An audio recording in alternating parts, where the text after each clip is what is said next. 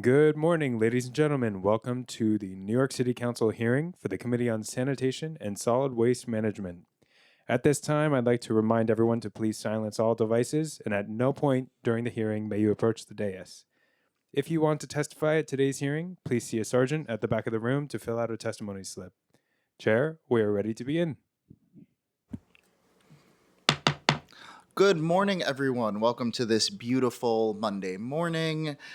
We have a lively, busy crowd with us, as you can see. Good morning, everyone. Welcome to this oversight hearing hosted by the Committee on Sanitation and Solid Waste Management. Thank you. I am Justin Sanchez, chair of this committee. Thank you to my colleagues and fellow members for your attendance if you're on Zoom. I would also like to express appreciation for the time and energy spent by the reps of the Department of Sanitation and IBO who are joining us today, and formally acknowledge the city's newest sanitation commissioner, Mr. Gregory Anderson. Round of applause. Woo. As you can tell by the applause, it's a full room. I'd also like to express gratitude for the members of the public who have taken their time out of their day to provide valuable testimony.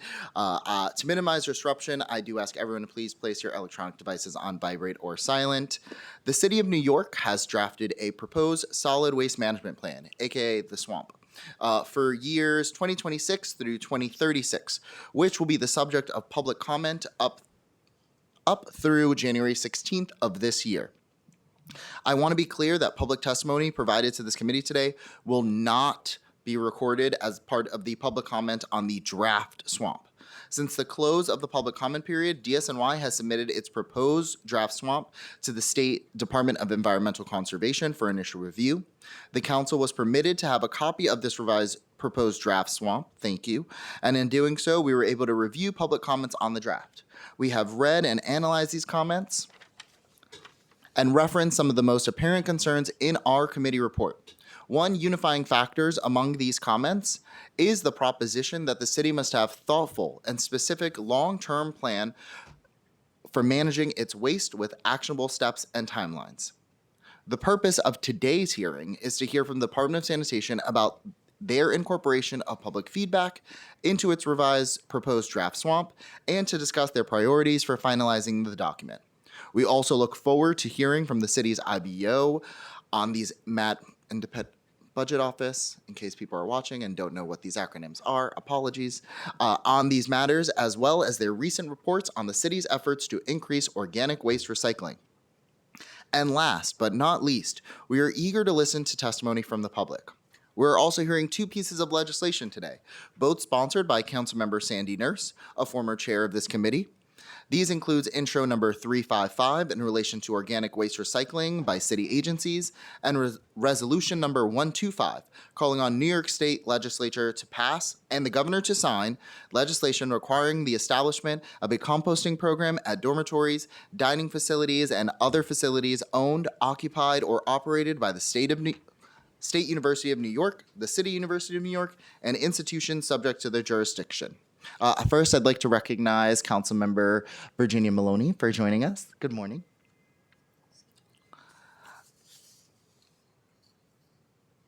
I look forward to the dialogue today. After our committee council administers the oath, we will move to testimony by the DSNY, then testimony by IBO, followed by testimonies from the members of the public. Committee council. Good morning. From the Department of Sanitation, Commissioner Gregory Anderson, Deputy Commissioner of Solid Waste Management, Jennifer McDonald, and Executive Director of Resource Recovery, Catherine Kitchener. Please raise your right hands. Thank you. Do you affirm to tell the truth, the whole truth, and nothing but the truth in your testimony before the council members and to respond honestly to council member questions? Thank you. You may begin. Good morning, Chair Sanchez and members of the Committee on Sanitation and Solid Waste Management. I am Gregory Anderson, Commissioner of the New York City Department of Sanitation, and I'm joined by Jennifer McDonald, our Deputy Commissioner for Solid Waste Management, and Catherine Kitchener, our Executive Director of Resource Recovery. Thank you for the opportunity to testify today. I can't tell you what a privilege it is to start my second tour here at Sanitation, and to be before you as commissioner of an agency that serves every single New Yorker by collecting and processing 24 million pounds of waste every day. As a young person coming to this department at the start of my career, I thought I knew what that entailed. I thought I knew what it meant to pick up the trash, sweep the streets, fight snow, and the topic of today's hearing, I thought I knew what happened to it next. But back then, I was like many New Yorkers. I had little idea of how much work, how much meticulous planning, how many late nights and early mornings go into every single part of this operation. I quickly learned that strongest is more than just a name, and that this department includes many people whose strength goes well beyond the physical. The people of DSNY are strongest in mind, in heart, and most importantly, in care for their communities. And the trash doesn't just disappear when they get it off the curb. Collection is only the beginning of a labyrinthine journey through transfer stations, material recovery facilities, on trains and barges, and on to final reuse, recycling, and disposal facilities. I have often said that the parts of my career that I am most proud of are the times I've been able to stand shoulder to shoulder with sanitation workers, tradespeople, IT staff, and everyone else at the agency. But the fact is, we have so much more to do together. New Yorkers depend on us, and they expect us to do more than just repeat what has worked well enough for decades. The city is changing, and we must change along with it, in both the parts of our work that they see and the parts that take place behind the scene. So that's the goal of this solid waste management planning process, though 2026 is far different from 1992 and 2006. In the past, solid waste management planning in New York City has been an exercise in crisis response.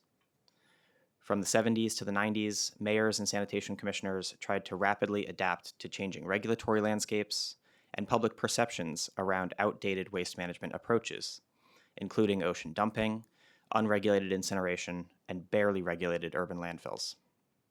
These conditions led to the 1992 Solid Waste Management Plan, or SWAMP, as we'll call it from here on out, which included the city's then novel curbside recycling program, several new material recovery facilities, never built, and the construction or retrofit of several modern waste-to-energy facilities, also thankfully never built. This plan served a single purpose: to extend the life of Fresh Kills landfill on Staten Island into future generations, a goal that quickly changed. The 1996 mandate to close Fresh Kills landfill by the end of 2001 created another, more significant crisis, one that led to the 2006 swamp. The Fresh Kills landfill was the last option for in-city disposal for the millions and millions of pounds of waste generated in homes, schools, businesses, and elsewhere in New York City every day. And its closure was catastrophic for other parts of the city. This waste had simply nowhere else to go. In just a decade, over 100 transfer stations opened in a handful of marginalized and disadvantaged communities in the South Bronx, North Brooklyn, and Southeast Queens that together saw thousands of new daily truck trips and the health and safety challenges that come along with them. The closure of Fresh Kills landfill, a well-intentioned endeavor to be sure, created one of New York City's most significant environmental injustices of the 20th century. That 2006 swamp was a groundbreaking attempt to correct this wrong and create a sustainable, reliable, and resilient residential waste management system in the post-Fresh Kills era. It called for the conversion of older, outdated marine transfer stations into modern facilities to containerize waste for long-haul transport by barge and rail. It also called for several new enclosed rail-based transfer stations that would use the city's then flagging freight rail network. Called for the construction of a state-of-the-art material recovery facility that would accept much of the city's recyclables by barge and export many of the sorted products by rail. These new facilities would stabilize a beleaguered recycling program, substantially reduce the number of trucks that traveled through overburdened neighborhoods, and create a reliable, though costly, forward-looking program for waste management. Unlike the 92 swamp, the 2006 swamp has been largely implemented to plan. Its implementation required over $1 billion in new capital investments and the siting of very controversial new facilities. It took a decade and a half, 3/4 of the plan's planning horizon, to realize. And in my 10 years with the department previously, much of my time focused on realizing the goals of the 2006 swamp. Building new, more modern facilities despite intense opposition, reducing transfer station capacity in overburdened neighborhoods, and expanding recycling programs and driving diversion rates upward. Today, our solid waste management system continues to face challenges, including rising costs, the existential threat of climate change, dwindling regional waste disposal capacity, and global forces that dictate trends in waste generation and markets for reclaimed materials. However, our waste management system today is sound. It is reliable. It is resilient. It is not perfect, but it is far more sustainable than those of the past. We have one of the most inclusive curbside recycling programs in the country, and the Sunset Park MRF continues to innovate on sorting and reclamation technologies. We are among a handful of cities in the US that can claim true circularity in our paper economy, as recyclable paper and cardboard is remanufactured into new cardboard products right here in Staten Island. We have the largest mandatory curbside composting program in the nation, and one with tremendous growth potential. We export the majority of residential curbside trash collections not by truck, but by rail and barge, the only major city in the country to do so. In sum, New York City has some of the most comprehensive and sustainable residential solid waste programming in the country.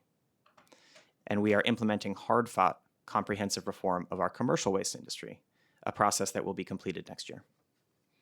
That's the context in which we started 4 years ago to create the next iteration of New York City's solid waste management plan, what we're calling Swamp 26, the very plan we're here to discuss today.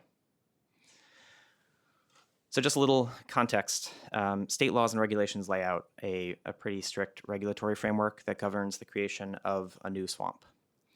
And this document has been carefully tailored to meet these requirements and guidance from the New York State Department of Environmental Conservation. It has been 20 years since the last time New York City submitted a solid waste management plan. And in that time, the waste stream and waste management industry have noticeably evolved, and the state has clarified and updated requirements for solid waste management plans. So I would like to emphasize 2 points. First, the regulatory requirements that have evolved significantly since 2006 now require a 10-year planning period rather than 20. And second, while the swamp provides a framework for diversion and efficient waste management systems, the city can and must pursue specific programs that are not contemplated in this document. This is, by design, a beginning of the process rather than an end. And our record here speaks for itself. Neither universal curbside organics collection nor commercial waste reform were laid out in the 2006 swamp, and yet the city took historic action to move both policies forward in partnership with the City Council. This is particularly relevant to keep in mind as we discuss Swamp 26. DSNY's rich history of evolution, continuous improvement, and innovation lays the foundation for this next solid waste management plan that we are proud to put forth to guide future progress in waste reduction and resource recovery for the next decade. With over 24 billion pounds of waste generated by hundreds of thousands of businesses and millions of residents across the 5 boroughs every year, the 2026 Solid Waste Management Plan is a flexible framework focused on the areas that have the greatest potential impact. This swamp was built upon an extensive analysis of current conditions, and the first chapters document in detail who generates how much of what materials, where they go, and what end-of-life options exist for managing them. From that foundation, coupled with DEC's alternative analysis requirements, the swamp identifies 8 key program areas to achieve continued progress in waste reduction, increased recycling, and a path towards zero waste. Of the progressive and ambitious commitments, organics diversion remains a top priority, most importantly continuing to increase participation and recovery rates from generators citywide. We will investigate how we can leverage new equipment to better separate contamination from collected organics, encourage the donation of edible food, and plan strategically for future processing capacity. In addition to the full implementation of the Commercial Waste Zones program by the end of next year, 2027, the swamp dedicates an entire program to the reduction, diversion, and recovery of construction and demolition debris, a first for this waste stream. And most importantly, waste reduction is the leading program, the area with the most potential to truly reduce the amount of material discarded and the associated costs and logistics of managing it. Finally, underpinning these future-focused goals is an unwavering commitment to the robust and resilient system in place today. The future DSNY envisions with this swamp is one where all the resources in the city are managed responsibly and to the best value. whether it's advancing textile to textile recovery, turning food scraps from our diverse cuisine into biogas to support our clean energy transition, or developing new ways to reuse materials in future manufacturing industries, this solid waste management plan is designed to facilitate the steady transformation of materials management citywide. We began the formal outreach for this swamp in 2024, starting with city agencies that, in partnership with sanitation, make up the planning unit responsible for implementing Swamp 26. DSNY has conducted outreach with elected officials, including current and former members of this committee, borough presidents, and engaged with dozens of interested parties and stakeholders, including the Borough Solid Waste Advisory Boards, or SWABs, the New York City Climate Leadership Group, the EJ Advisory Board, and the Transform Don't Trash Coalition, among many others. In response to requests from stakeholders and members of the council, DSNY extended the public comment period to 105 days, 60 days beyond the 45-day review period required by DEC. And this public comment period ended in January 2026. Through this public comment process, DSNY received more than 800 individual comments in 62 submissions that cover around 300 topic areas.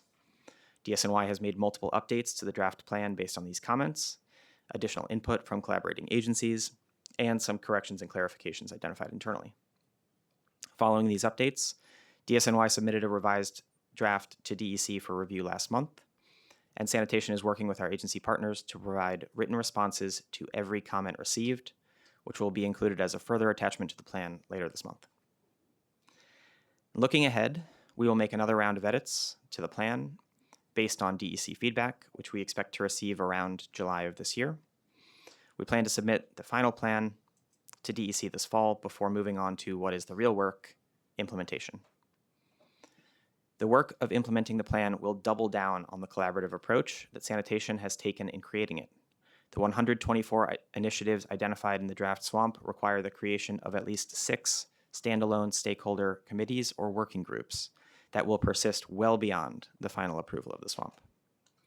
And moreover, I personally commit to an inclusive, responsive, and adaptive approach to the implementation of this plan. My door is always open to any and all parties with interest, ideas, and criticisms related to planning for waste management in New York City.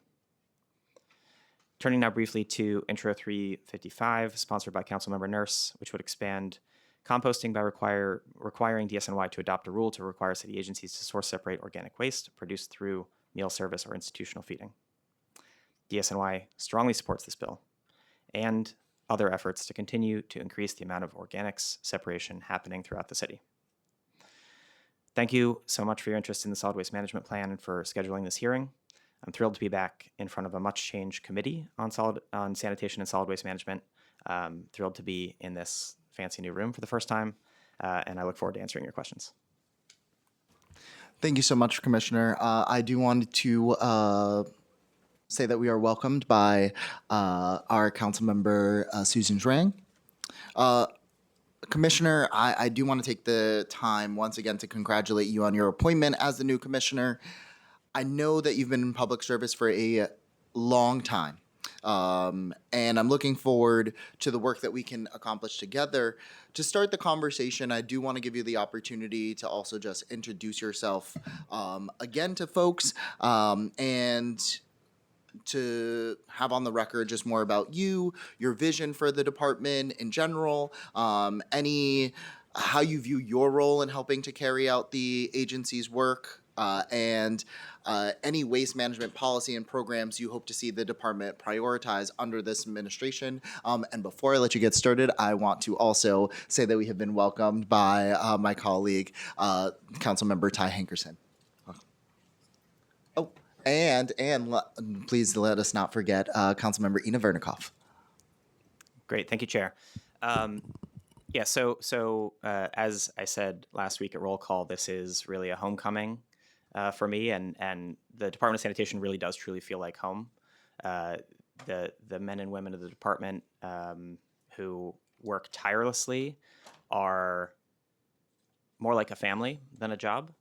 And I spent almost 10 years with sanitation previously, starting as chief of staff, finishing as deputy commissioner, and I'm so excited to be back here and back working with with this agency and working on behalf of the people of the city of New York.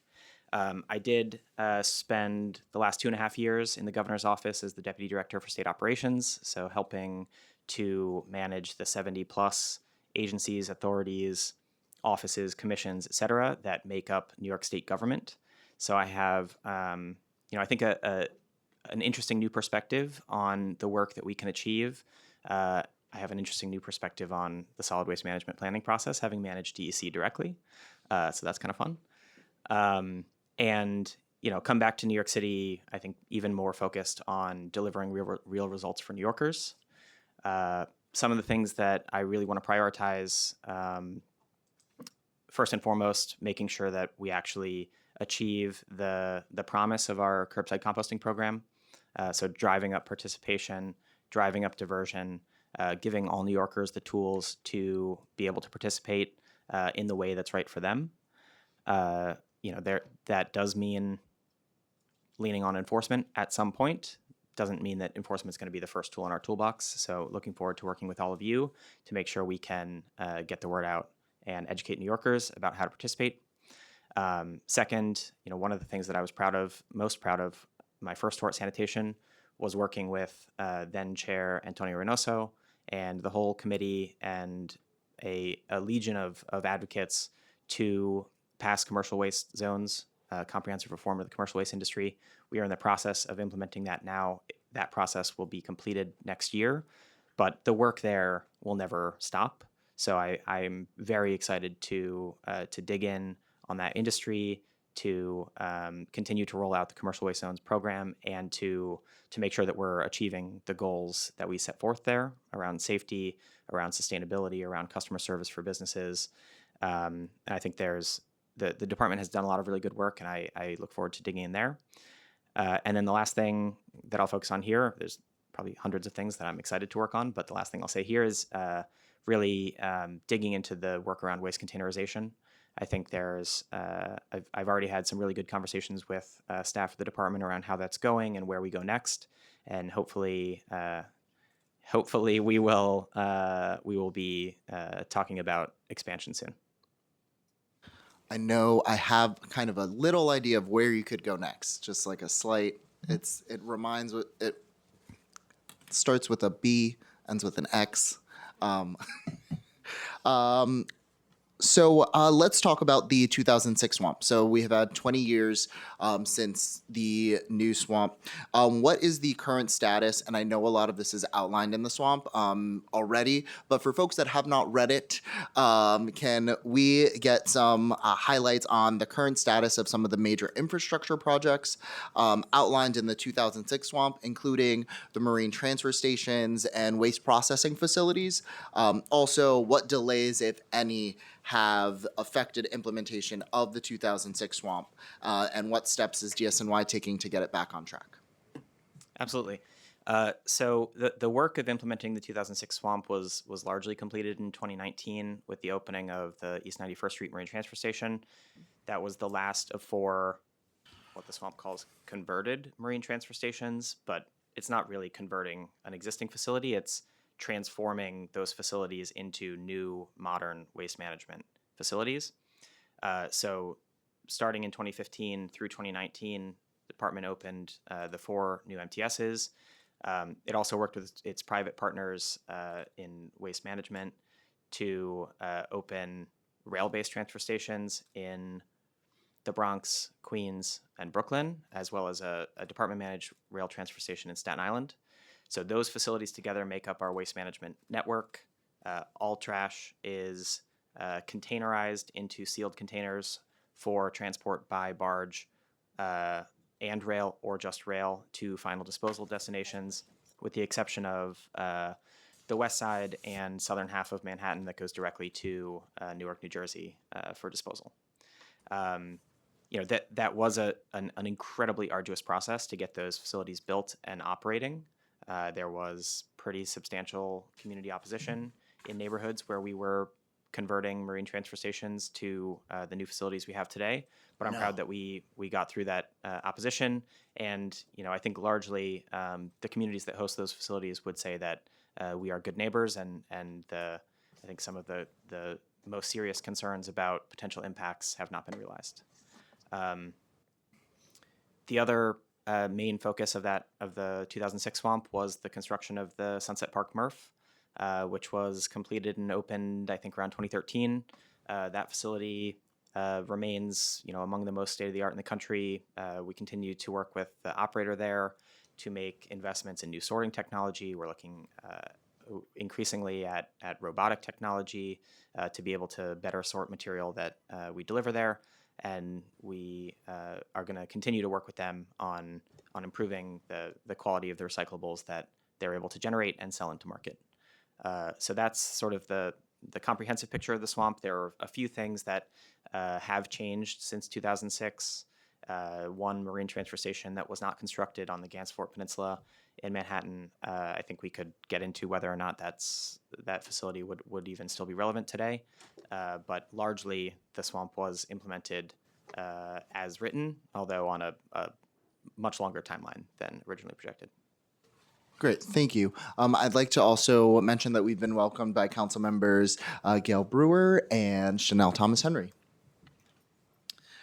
So there were a number of public comments, and I want to thank the team for extending the comment period because it did bring in a number of new comments. I know that was a lot of more work for you, but thank you very much. How many entities did submit a comment to DSNY on its proposed swamp before the January 16th deadline? And did DSNY receive any comments after the deadline? And if so, how many? Yeah, so we received 800 individual comments that were packaged in 62 submissions. So some of those were submissions that represented comments from multiple individuals sort of put together. Those covered 300 topic areas, and we did receive a couple after the 5 p.m. deadline that day. I don't think it was a significant number. How many staff were involved in reviewing the public comments, and approximately how many cumulative hours were spent performing this work? So we had 2 staff that were primarily responsible for reviewing the comments. Obviously, we have teams of subject matter experts who got into the detail on the comments received. So in total, it was dozens and dozens of individuals, but 2 staff primarily responsible. I don't have a total number of hours, but it did take about a month's time to go through all the comments and identify both sort of sort them and categorize them, and then identify potential changes that would be made to the draft plan as a result. Understanding that the public comment period is over, does the agency plan to host any future public meetings on the swamp? And if so, do we have an understanding as to when these meetings will take place? We don't have anything planned immediately. As I said in my testimony, we do plan to do a significant amount of stakeholder engagement in the implementation of the solid waste management plan, and there are 6 specific stakeholder working groups or task forces that are identified in the plan. Probably many more that will come out as we actually do the work. But we're very interested in engaging with the public, engaging with stakeholders, engaging with advocates as we actually move toward implementation of this. I do want to talk about the stakeholders in the future, but I'm just going to stick to the comments for now, but know that I'm coming back to that. When does the agency plan to publish its responses to the public comments?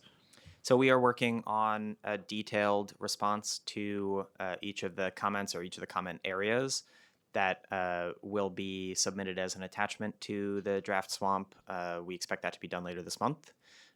The revised draft swamp is posted on our website, and we will post those responses to comment on our website as well. When was the revised draft posted to the website? It was posted on Friday at my request.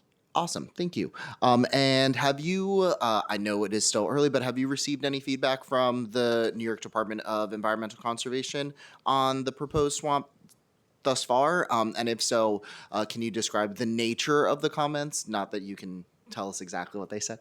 Yeah, so it's been a very iterative process with DEC throughout the planning for the solid waste management plan. So we've gotten feedback from them consistently throughout. We haven't gotten formal comments on the most recent submission from March 2026, and we expect to, in 2 months or so. But we'll continue to be in touch with their staff as we move through the process. And what is the expected timeline for engagement with DEC to finalize the proposed draft swamp? Yeah, so under their regulations, they have a 120-day review period. That 120-day review period ends late summer-ish. We will get their comments, assuming their comments are not incredibly substantive in nature. If they are, we may have to sort of take another look at the document and make substantial revisions. If they are not, we will make whatever revisions are appropriate and then submit the final swamp for their approval. And on this timeline, has DEC expressed permission for the city to continue its work to finalize the swamp beyond October of this year? We haven't had to make that request yet, and we don't expect to based on the timeline that we're currently operating under. But we know that if we had to, they would be open to it. What type of engagement can we at the council expect from DSNY as you revise the proposed draft swamp? So I think we'll certainly keep you fully in the loop on where things stand from a process perspective. I'm very encouraged by the fact that we're having this hearing today, which is the second hearing in 6 months on this topic, which is I think great. And as we move through the process, we'll keep you informed and involved. And if there's a need for another oversight hearing in the future, we're happy to be there. Thank you. I have a lot of other questions, but I'm going to turn it over to my colleagues so you get some fresh air. I will turn it over to Councilmember Shuang. Thank you, Chair, and very nice to meet you, Commissioner. I have actually a waste transfer station in my community. On page 10, the report claims having the Southwest Brooklyn Marine Transfer Station transport commercial waste overnight could not result too much noise or other had effect on this community. But this environmental impact assessment was done in 2005, 20 years ago. How do you explain that? And today it's so much shipping, many more delivery vehicles, and the result more trash. How can you justify using an impact report from 20 years ago to make decision today? Yeah, so I think that your point there is actually fully aligned with where we stand on using the MTSs for commercial waste.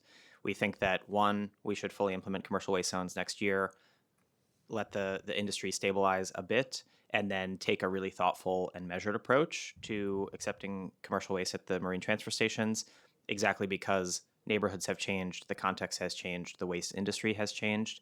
And so that's something that after we complete the implementation of commercial waste zones next year, we will look forward to working with the council on going forward. And also, my community is probably 70% immigrants. How are you assured the burden of waste management doesn't fall most on poor communities? For example, the waste transfer station in my neighborhood, which is the largest immigrant, but many other waterside location in richer community doesn't have those. How do you balance this? So I think that was one of the key tenets of the 2006 swamp, was to sort of spread the waste management network over a larger share of neighborhoods. Historically, there were 4 community boards in South Bronx, North Brooklyn, and Southeast Queens that had hundreds of transfer stations that were all truck-based, relatively dirty and polluting facilities. We have, because of the construction of the marine transfer stations, including the marine transfer station on the Upper East Side of Manhattan, we have been able to reduce the capacity, the permitted capacity at those other private transfer stations by more than 10,000 tons per day, which is a substantial reduction and has reduced the number of trucks going through those historically overburdened districts. If you come to my neighborhood, you can smell that waste transfer station from far away. If you go through Belt, even you go from Bay Ridge area, when you pass the past exit 20, and when I go on the way home around exit 2 there, you can smell how terrible it is. and then the city's decision seems like want to bring more garbage to our neighborhood. And then, the road in my neighborhood is not paved properly on time. People drive vehicles have to have extra expense living in our neighborhood. How do you balance that? I was actually just out at the Southwest Brooklyn MTS on Friday. I didn't notice any odors, but I'm happy to come out and meet you, and we can walk the neighborhood ourselves and get to see what the real impacts on the ground are. And as far as the condition of the roads, happy to talk to DOT about how to make real investments there. And then my neighborhood has the highest asthma rate in the city because the West Transfer Station there, it was a incinerator there for 30 years. And the people living in the neighborhood has higher chance to get cancer. And then now, later on, the community fight against the West Transfer Station for 10 years, finally built a lot of garbage brought to the neighborhood and the pollution brought to the neighborhood. We haven't seen more results there. Now the condition is what we hear today is, we're going to bring more garbage to your neighborhood. And this is a majority immigrant neighborhood. I just want to give you background. A lot of people even doesn't speak English at all. People doesn't know where to get their voice heard. I'm proud to represent them, but it's not right to put more burden in those immigrant community. Thank you. Thank you. Thank you, Chair Swang. Now I'd like to bring up Councilmember Maloney. Thank you, Chair, and thank you, Commissioner, for being here. I want to talk about minimizing waste. There are some laudable goals around zero divertible waste of 30% by 2030, but much of this is dependent not just on DSNY and the DSNY infrastructure, but human behavior around residents and businesses. So could you speak to the investments that you're specifically making in education and outreach to try to change that behavior? Absolutely. And I would say the most important thing we can do to reduce waste is actually change the sort of economics of the waste industry, and that starts from the packaging and products industry that eventually creates waste. So we support a bill at the state level. It's called Extended Producer Responsibility. The bill itself has gone through a dozen different names over the course of the last 10 years, but basically what that means is the producers of packaging that make the things that are difficult to recycle or that have an expense to recycle, those producers would have to pay for the end of life management of those products. It also incentivizes the reduction in the amount of packaging. It incentivizes them to use more recyclable packaging, to not have several different types of materials all together in one product. So that's something that we strongly support. I know that the council has also voiced its support for that in the past. We're working with the mayor's office and state legislative affairs to try to get that through in the legislature this year. That's the most important thing we can do. That also unlocks a new funding stream that we can use to really dramatically expand our outreach and education programs. Right now, we do have an outreach team. We do education programs. We have a marketing campaign that we're running right now on the curbside composting program, specifically focused on people who live in apartments who want to participate, but their buildings aren't participating. And so we would love to do more and more of that, to do it across many different channels, to do it in as many languages as possible. And having a new funding stream from EPR would allow us to do that. And how do you measure the success of those marketing initiatives? And do you also deploy your resources based on areas where you see a lack of, where you need more enforcement efforts, or based on density, or how do you prioritize the limited personnel you have? Yeah, so we have a remarkable amount of data around how much waste is generated, where it's generated, and where it goes. A lot of that is in the solid waste management plan as part of what's called the current conditions assessment. But we are on a daily basis looking at waste generation, looking at waste diversion, and using that to tailor our programs to specific neighborhoods. The campaign that I just mentioned that we're running right now is focused on people who live in apartment buildings, and so it's running on the subways, it's on buses, particularly in neighborhoods that have more people that live in apartments. And what we're encouraging folks to do is, if your building doesn't participate in composting, call 311. We'll send out outreach staff to the building to remind them of their obligation to participate. And if that doesn't work, then we'll take the enforcement route. And do you have any data on how successful that's been in increasing compliance? Yeah, we're at the very beginning of week 3 of that, so we don't have a sort of full read on that. I think it's going to run for 6 weeks. So once it concludes in a couple weeks, we're happy to come back to you and fill you in on the results. My last question is, as we look at the new initiatives that are proposed in the management plan, do you have adequate budget and staff to ensure high levels of compliance and the appropriate level of education and outreach? Yeah, I think we have adequate funding and staff for the programs that we operate currently. A lot of the initiatives in the swamp talk about developing new programs, talk about working with stakeholders to identify new opportunities. Obviously, new programs require new resources, so that's something that as we go through that process, we'll continue to advocate for resources for. But at the moment, we have more than enough resources to operate the programs that we run today. I will say that there are some opportunities, I think, to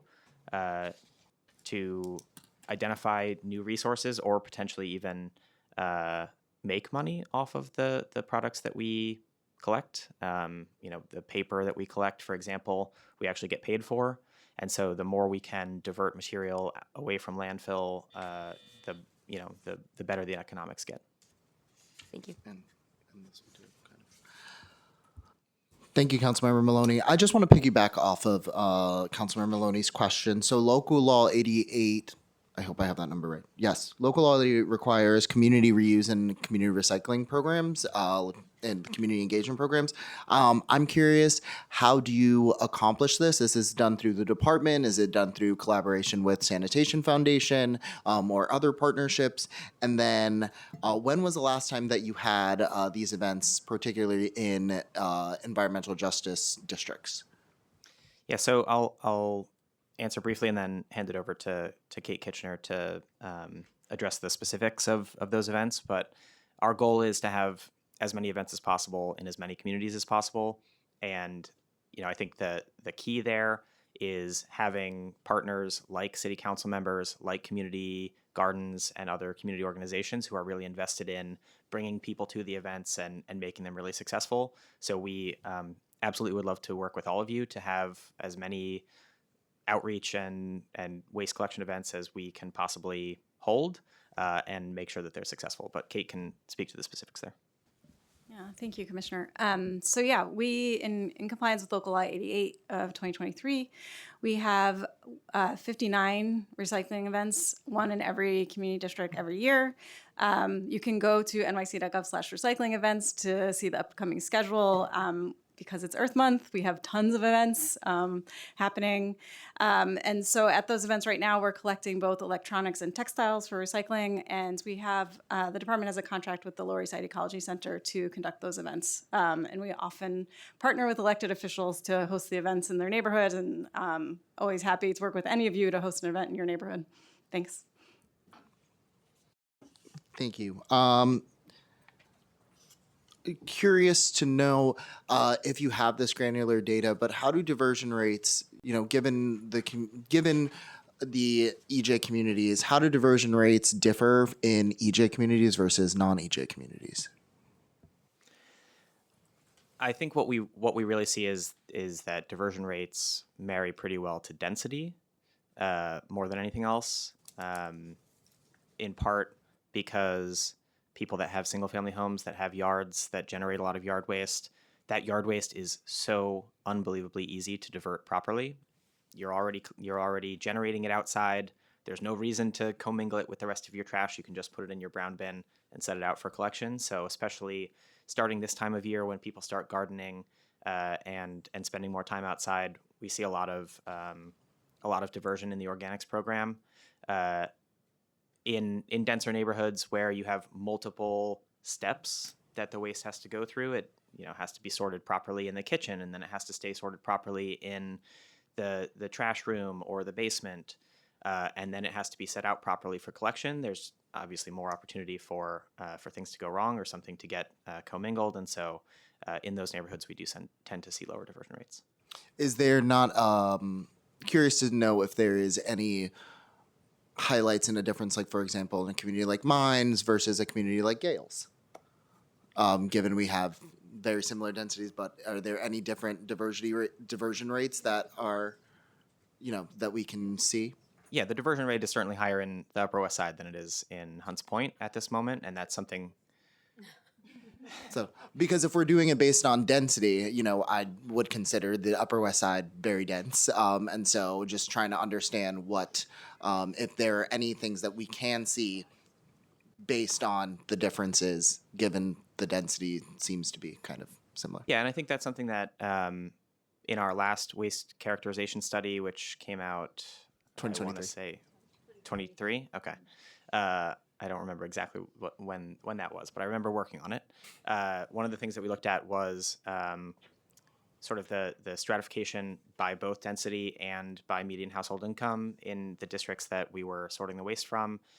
It's something that I don't have the details in front of me, but I'm happy to go into detail with you at a later date. And as we look to the next waste characterization study for residential waste, which I think is required by 28, we will certainly continue that work and see if anything's changed since 23. Hopefully things have, but I would love to work with you on how to increase diversion in your neighborhood. Thank you. And speaking of Councilmember Brewer, I will turn it over. Thank you very much. I have lots of questions. First of all, I want to say thank you to a rock star. His name is James Lederer. And then also want to thank Superintendent Baldwin, because he's great in Sever. And I had to deal with the East Side Transfer Station when I was borough president. That was hell. So I just want to say we did it. We were there together. God. So anyway, I just have a question. One of the problems, I call it service substitution. I know that also, I want to thank you for mentioning the solid waste advisory boards. I worked hard to get Manhattan to be as strong as it is now when I was borough president, and they are doing a great job. One of the problems is that I think if you could switch from more organics collection and then pick what you want to do less of, be it recycling or something else. One of the problems is that the buildings, the large ones that are not complain they have to keep the organics too long. Can you think about switching so you have organics, I'm making this up, 2 or 3 times, and then recycling or something else less? Have you thought about that?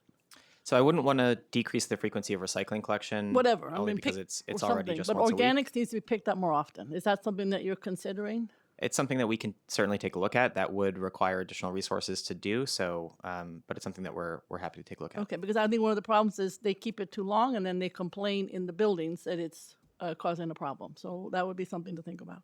Second is when you do your education efforts, do you go for those that are persistently low participation? Is that where you focus? How do you focus where you're going to do your education, picking up on some of the earlier questions? Yeah, absolutely. We do focus our education on places that have lower diversion rates. We also, in the past, have done targeted education and outreach to buildings that have received multiple enforcement violations for failure to recycle or failure to compost. I think that's something that we'd like to stand up again, particularly as we are looking to expand the participation in the composting program. In terms of schools, I listened to your testimony on the cell phone. I don't think you mentioned the schools. How is their rate doing? In the past, what we would do is give certificates to those schools that are doing well because they do need some kind of support. It's not easy to do. Low staff numbers, low pay for the kitchen staff, etc. I work with all my schools trying to make sure that they do it, but it doesn't always happen. How are you working with the schools?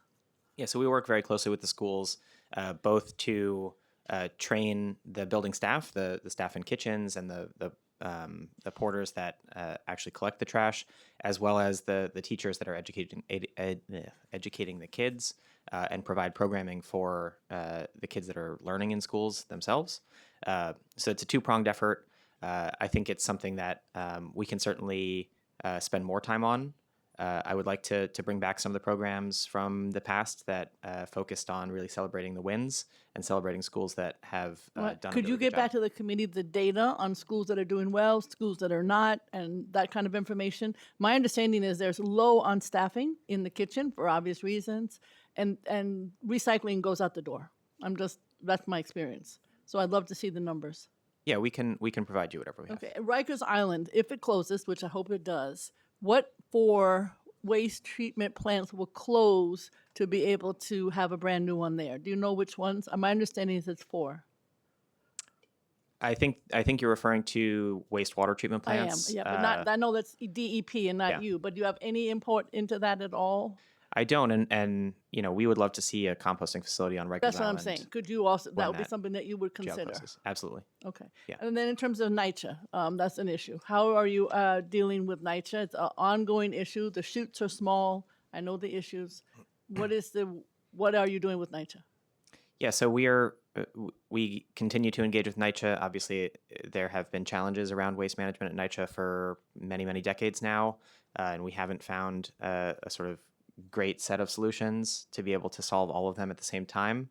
But we work with NYCC on a regular basis. I think first and foremost to make sure that we are keeping, or that we and they are keeping the developments clean. Do you have any pilots that are working with NYCC? We've done several pilots in the past with NYCC. Kate or Jen, do you want to Usually it's just going door to door with residents. That's not necessarily sustainable.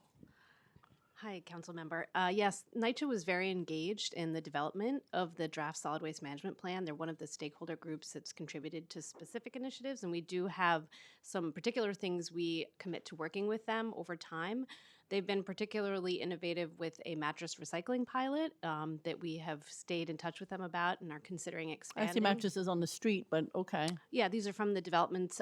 They've also done a lot with redesigning their waste yards to look at how can they collect recyclables separately. That links in with the diversion rate, so areas where they consolidate waste on their different campuses.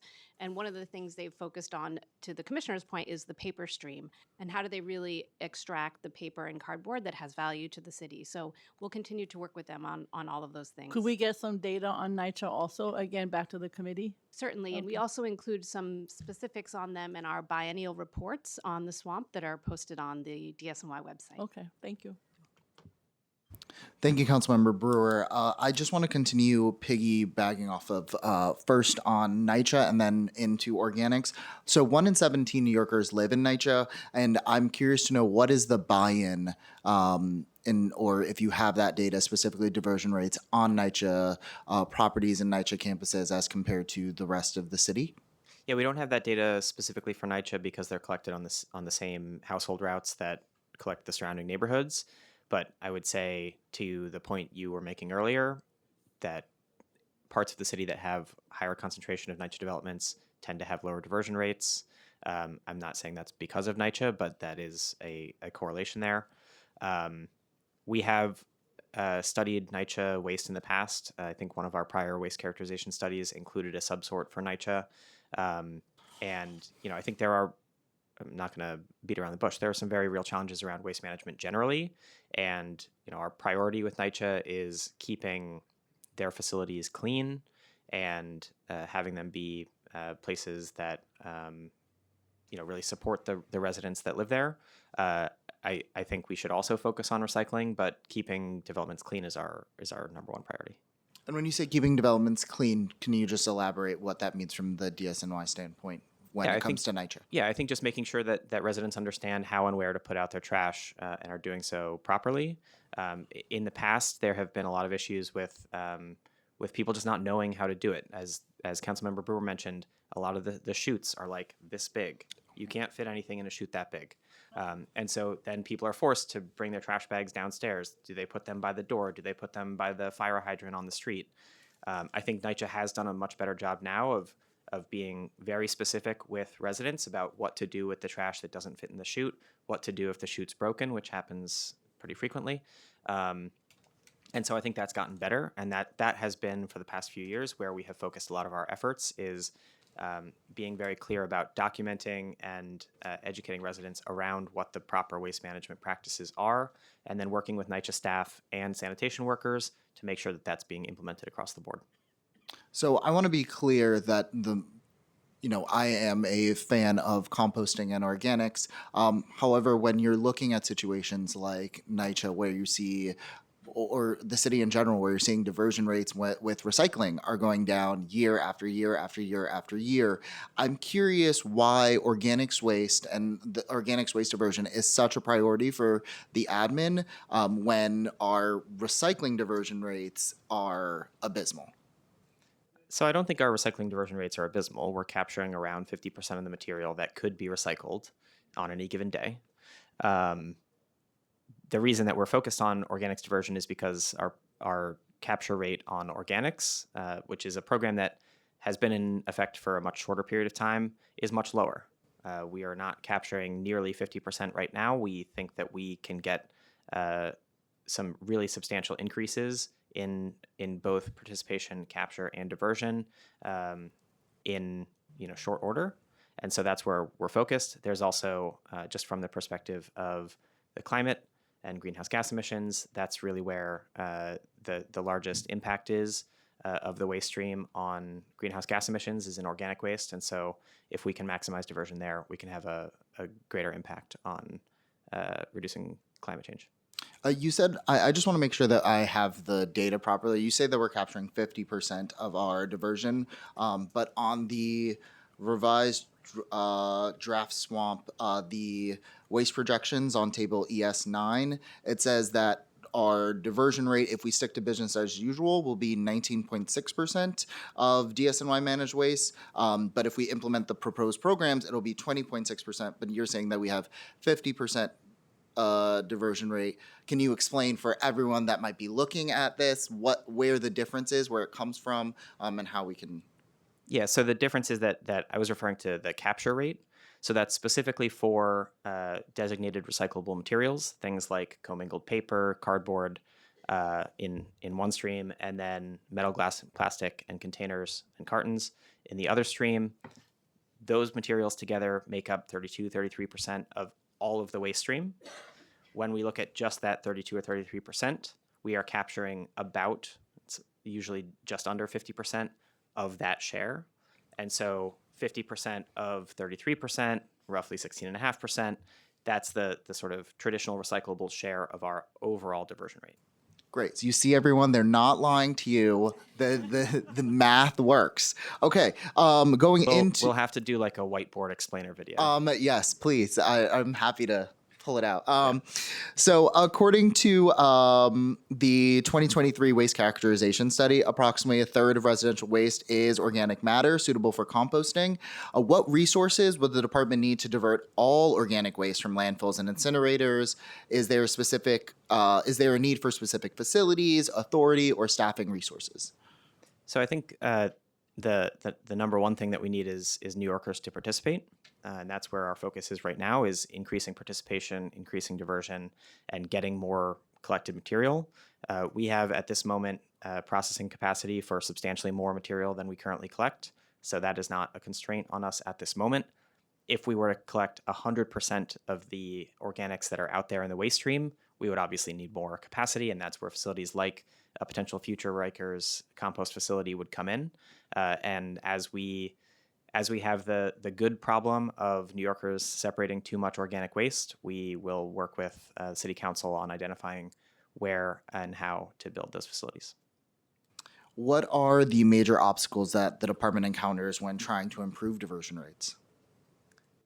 I think the challenges that we encounter are pretty obvious. There's, I think, just general apathy around doing the right thing, and I think that's something that we've struggled with the most.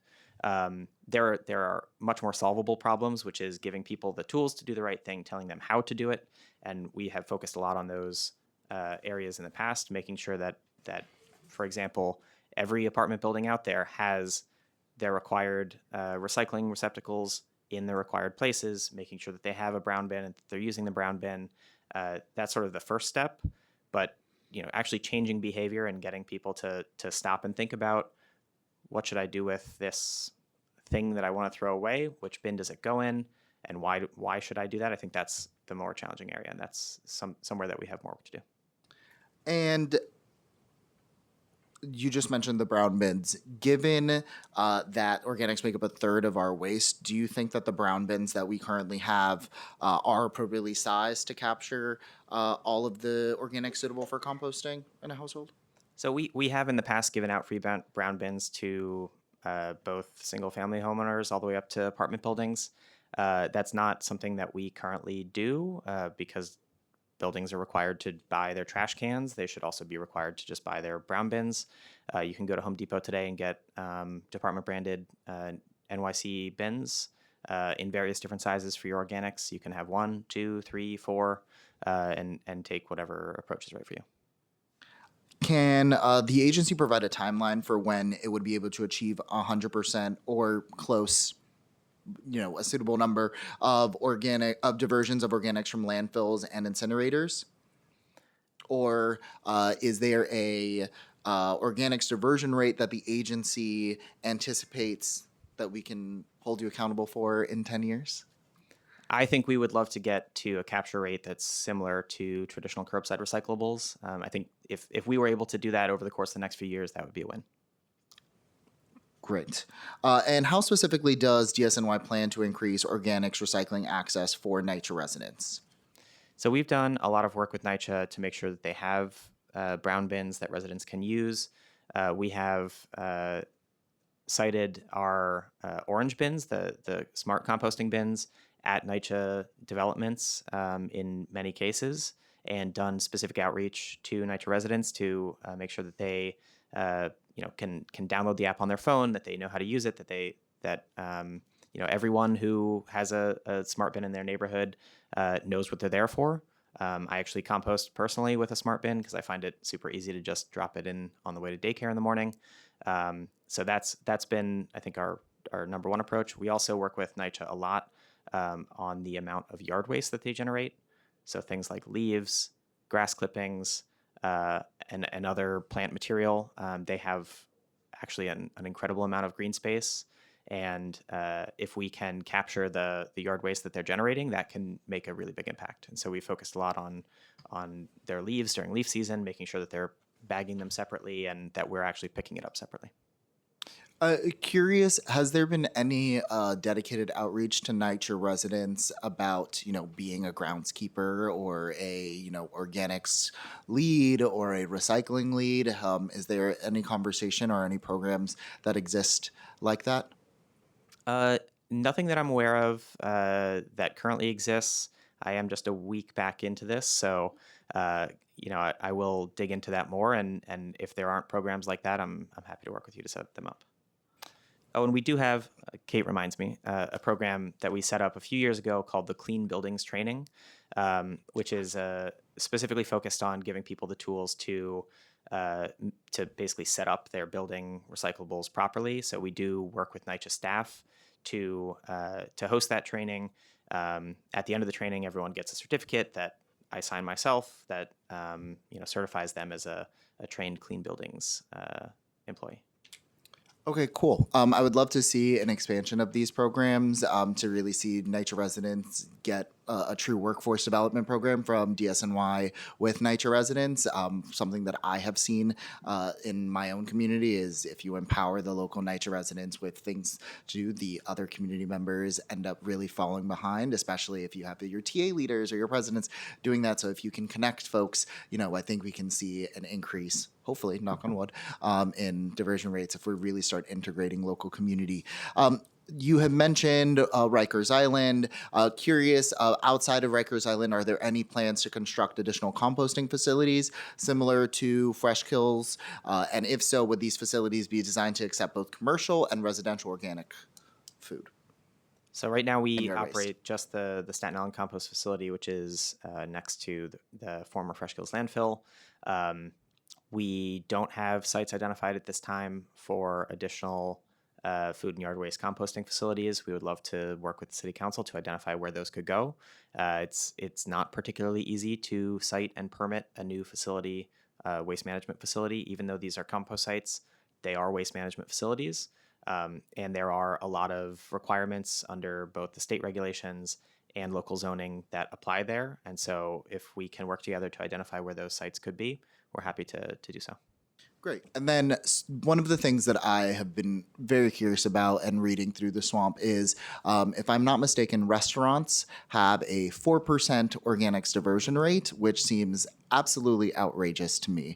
Are there any initiatives understanding why the diversion rate is so low when it comes to restaurants? Are there any initiatives to increase that? And are there any plans that you have seen either in New York or in other cities in the US or around the world that have been able to work with restaurants and really dive into the circular economy? Yeah, so I think commercial waste zones, first and foremost, will have a big impact there because one of the requirements is that carters charge less for composting and recycling than they charge for trash collection. So there's a direct financial incentive for businesses to separate more both traditional recyclables and food waste. One of the things that I think has held us back here is that the sort of legal framework is very complicated. There are requirements around which restaurants are required to separate organic waste. It's a square footage requirement. It's not easy for restaurants to know, am I supposed to do it? Do I have to do it? Am I not required? So one of the things we'd love to work with the council on is just streamlining that and making it so that every food-related business has to separate their organic waste. We think that's a pretty straightforward thing to do, and timing it around the rollout of commercial waste zones, I think would be the right way to go forward. Luckily, I have my legislative director right in the front row, just taking copious amounts of notes. We're happy to work with your office and with the committee council to get that moving. And speaking about these partnerships, has the DSNY considered public-private partnerships to help construct composting facilities? And if so, can you describe the type and construct of partnerships demonstrating opportunities for success? Yeah, so many of our recycling and composting facilities are public-private partnerships. They're either facilities on public land that are built by private entities like our Sunset Park MRF, or they're facilities that are operated by public or by private entities like the Staten Island Compost Facility. So there's a lot of precedent there for public-private partnerships, and it's something that we are certainly dedicated to expanding. We also did just last Thursday cut the ribbon on a new composting facility, more community scale, although certainly larger than your average community garden compost facility. This is in Gowanus at the new salt lot in partnership with Big Reuse and Gowanus Canal Conservancy. I think that model of sort of mid-scale compost facility, I think, is great because it allows people to get hands-on with the material. They can see the food waste and the yard waste going in on one end. They can see the finished compost coming out at the other end, and really participate in composting in real time. And so I think we would like to explore ways to expand that. I have never heard something more Gowanus in my life. What specifically will DSNY do to ensure that our waste management practices do not intensify the burdens associated with biosolids derived from sewer sludge that is produced via the digestion processes? So I think first and foremost, DEP is responsible for the biosolids management program. The swamp does account for biosolids. We are required to under the DEC regulations. But we did a lot of engagement with DEP, but they are the sort of lead there. So we just incorporated their planning and approach in the plan. Jen, anything else you want to say there? I will say that is one section that we updated post first draft, both based on public comment and input, and also DEP's revisions to this section, as the commissioner mentioned. Though that portion of the plan was updated to reflect some of the concerns expressed through the comments, but also the changing regulatory landscape for that material. Thank you.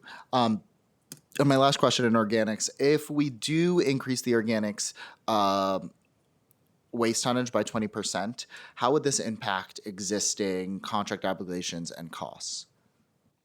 So I think, as I said before, we have sufficient capacity to increase the amount of organics that we are diverting by a good share.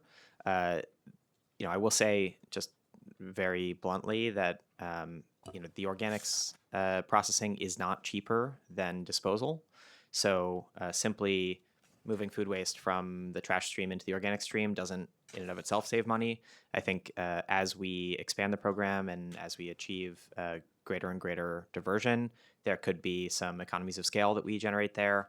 And to the extent that we can use city facilities to manage our organic waste, obviously that's something that can save us money.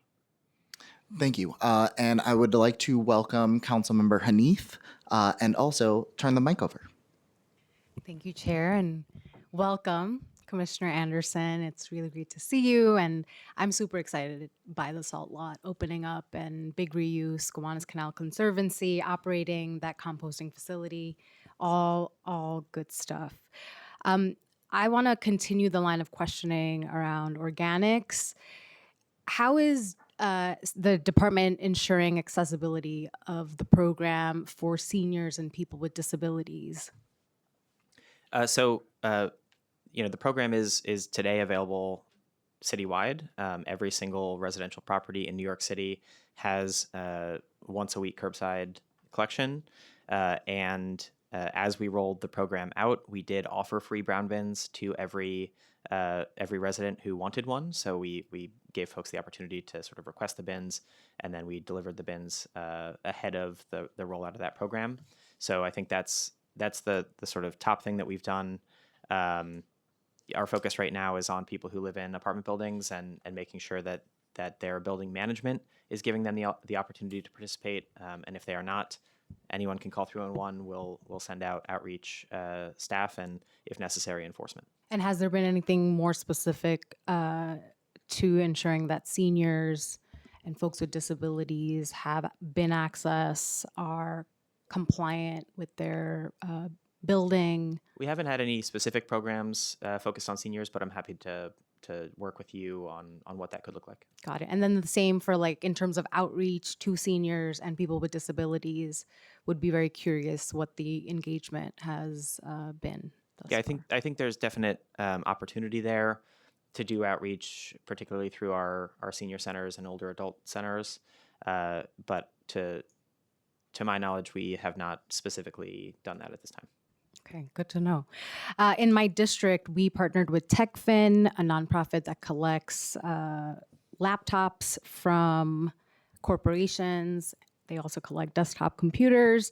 They repair the machines and then distribute them to low-income households. We distributed laptops to our adult literacy classes and would really love to know what opportunities are currently underway with the commercial sector to create a more circular economy for valuable materials like hardware, used hardware, rather than condemning materials to simple e-waste collection.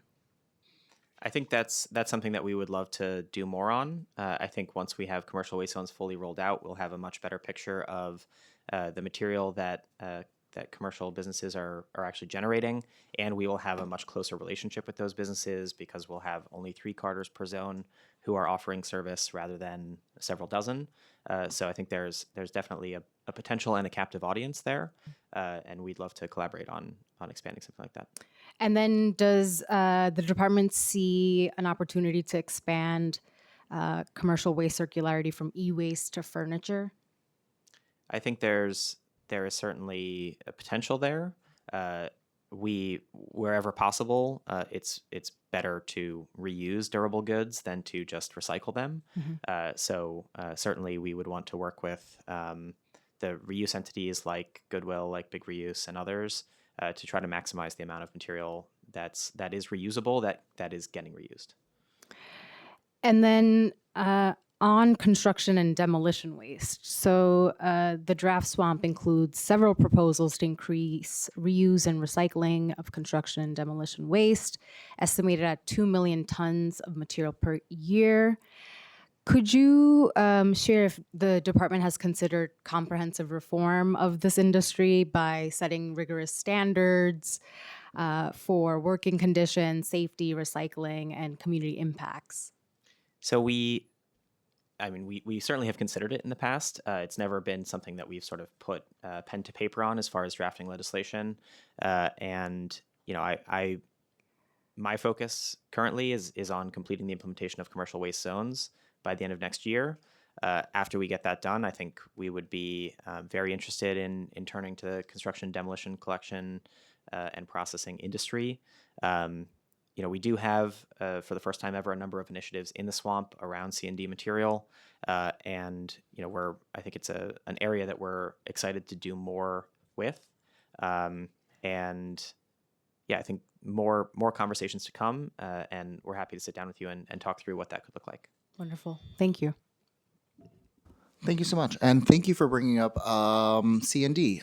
I want to know, so C&D is responsible for approximately half of the city's overall waste production, and we know with the current admin, the former admin, and just the general housing crisis that we are in, it's all about building. And when you build, you're going to have construction and debris, and we just approved a brand new project in the South Bronx that's going to even bring more construction everywhere.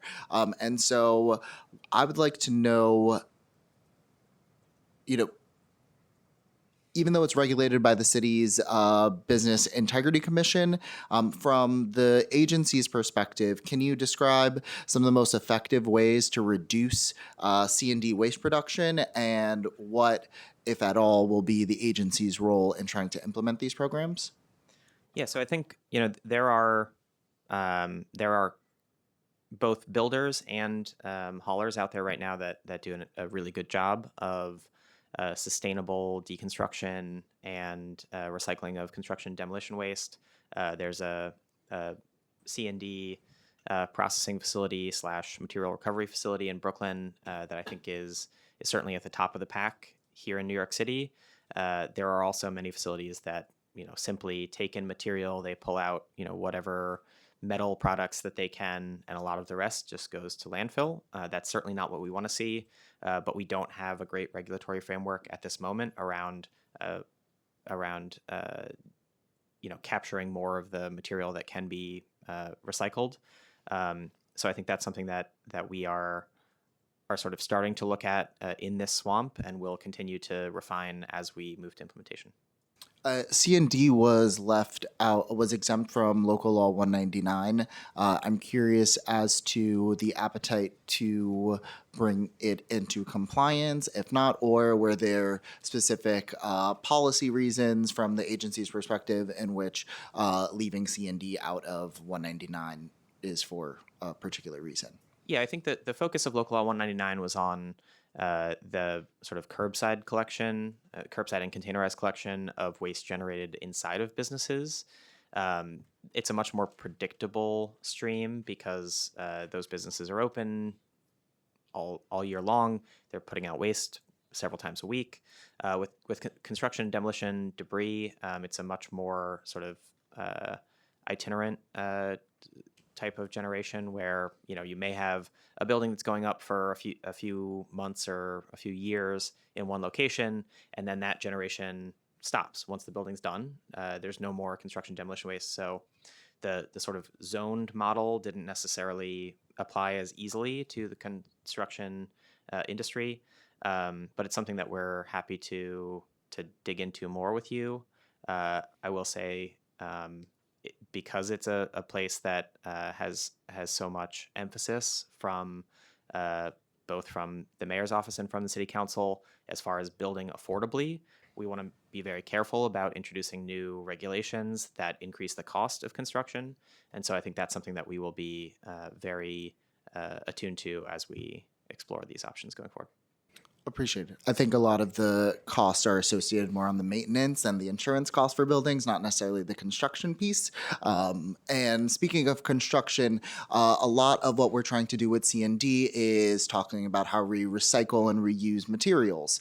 I'm curious, has there been any research, or if you can share with us the research on the use of these recycled materials and their lifespan as opposed to other materials, how they shape up compared to other building materials, if you have those? I know you're not DOB, so I'm very aware of the limitations you might have. But as we're looking at these reuse and recycle rates, have we been looking at the data further before we, move full steam ahead and doing all of these, great reuse and recycle ideas? But will that make our buildings worse off?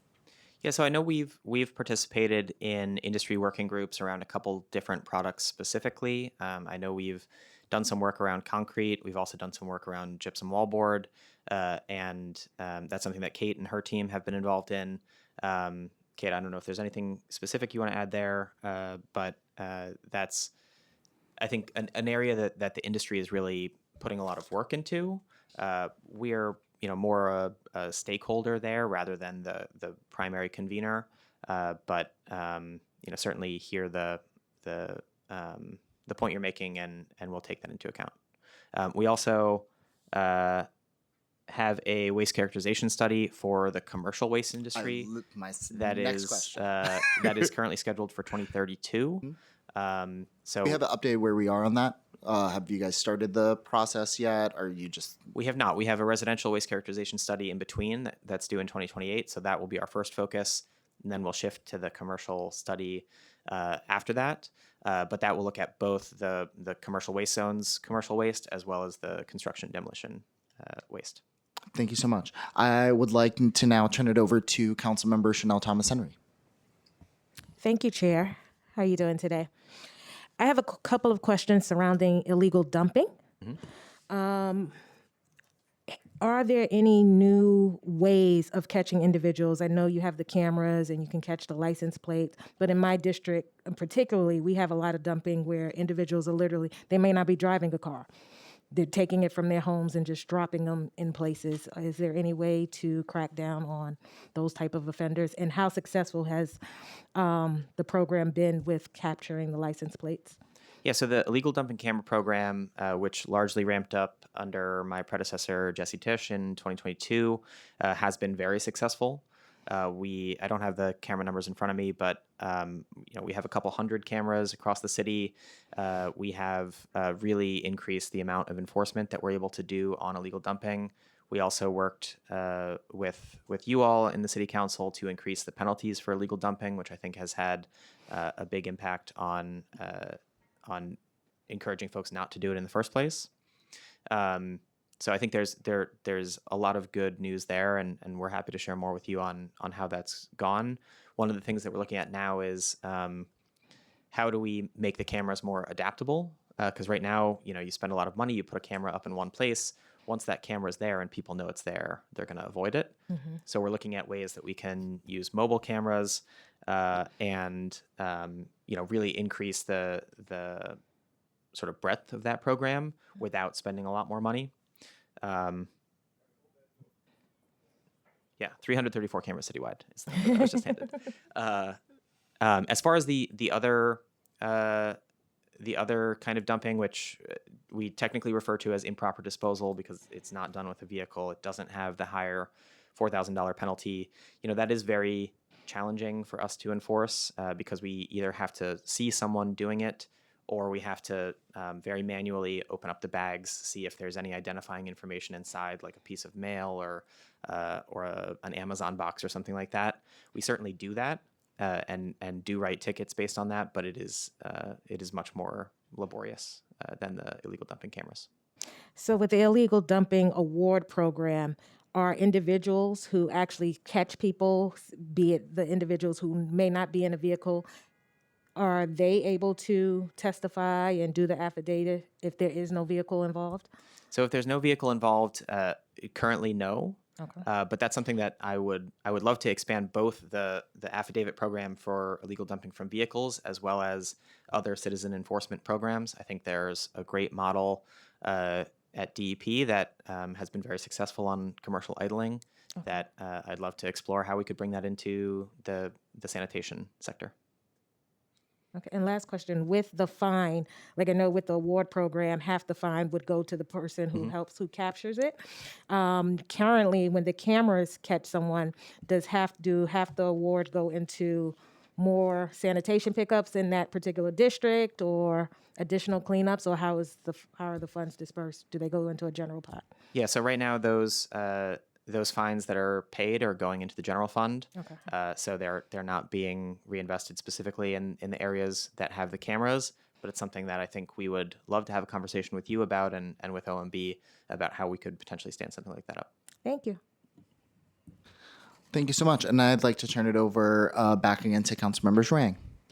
Thank you, Chair. And Commissioner, in my district, I have a lot of seniors coming to my office saying they are not able to go to buy those garbage bins city required, and then they order online last year. They still never get it. In the same time, they get tickets. And my office helped them to find those garbage in Home Depot, but they don't deliver. Is any city has any program to help those seniors? Probably some disabled people too with those needs. My office actually had a constituent service person went to the store with the constituent, bought that bin, bring to his home. For our office to do that for every single constituent, that's impossible. Is sanitation has any program to help those people? Yeah. So first, I know prior to when I started, there were some issues with the NYC bins and with the contractor making deliveries that they were required to. I'm happy to say that every single order that was placed before the online orders were suspended last fall has been made as of March 30th of this year.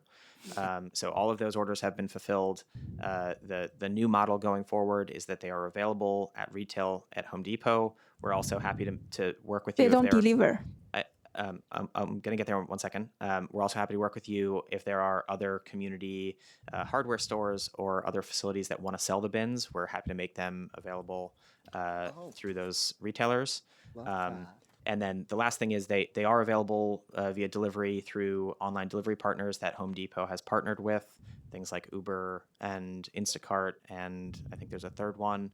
I'm on day 8 here, and have not been super pleased by how this program has sort of evolved over the last 6 months, and so would be happy to dig in with you on if there are specific ways that we can make bins available to your community members, particularly seniors and people with disabilities. Yeah, senior probably they need it the most. And also for RAISO 125, what's the cost of this? And can this institution shoulder it for RAISO 125? We don't have a specific cost for the resolution, but I'm sure we'd be happy to work with CUNY and SUNY on what that cost would look like. Okay, because I think it's a good idea, but I worry the cost is too big.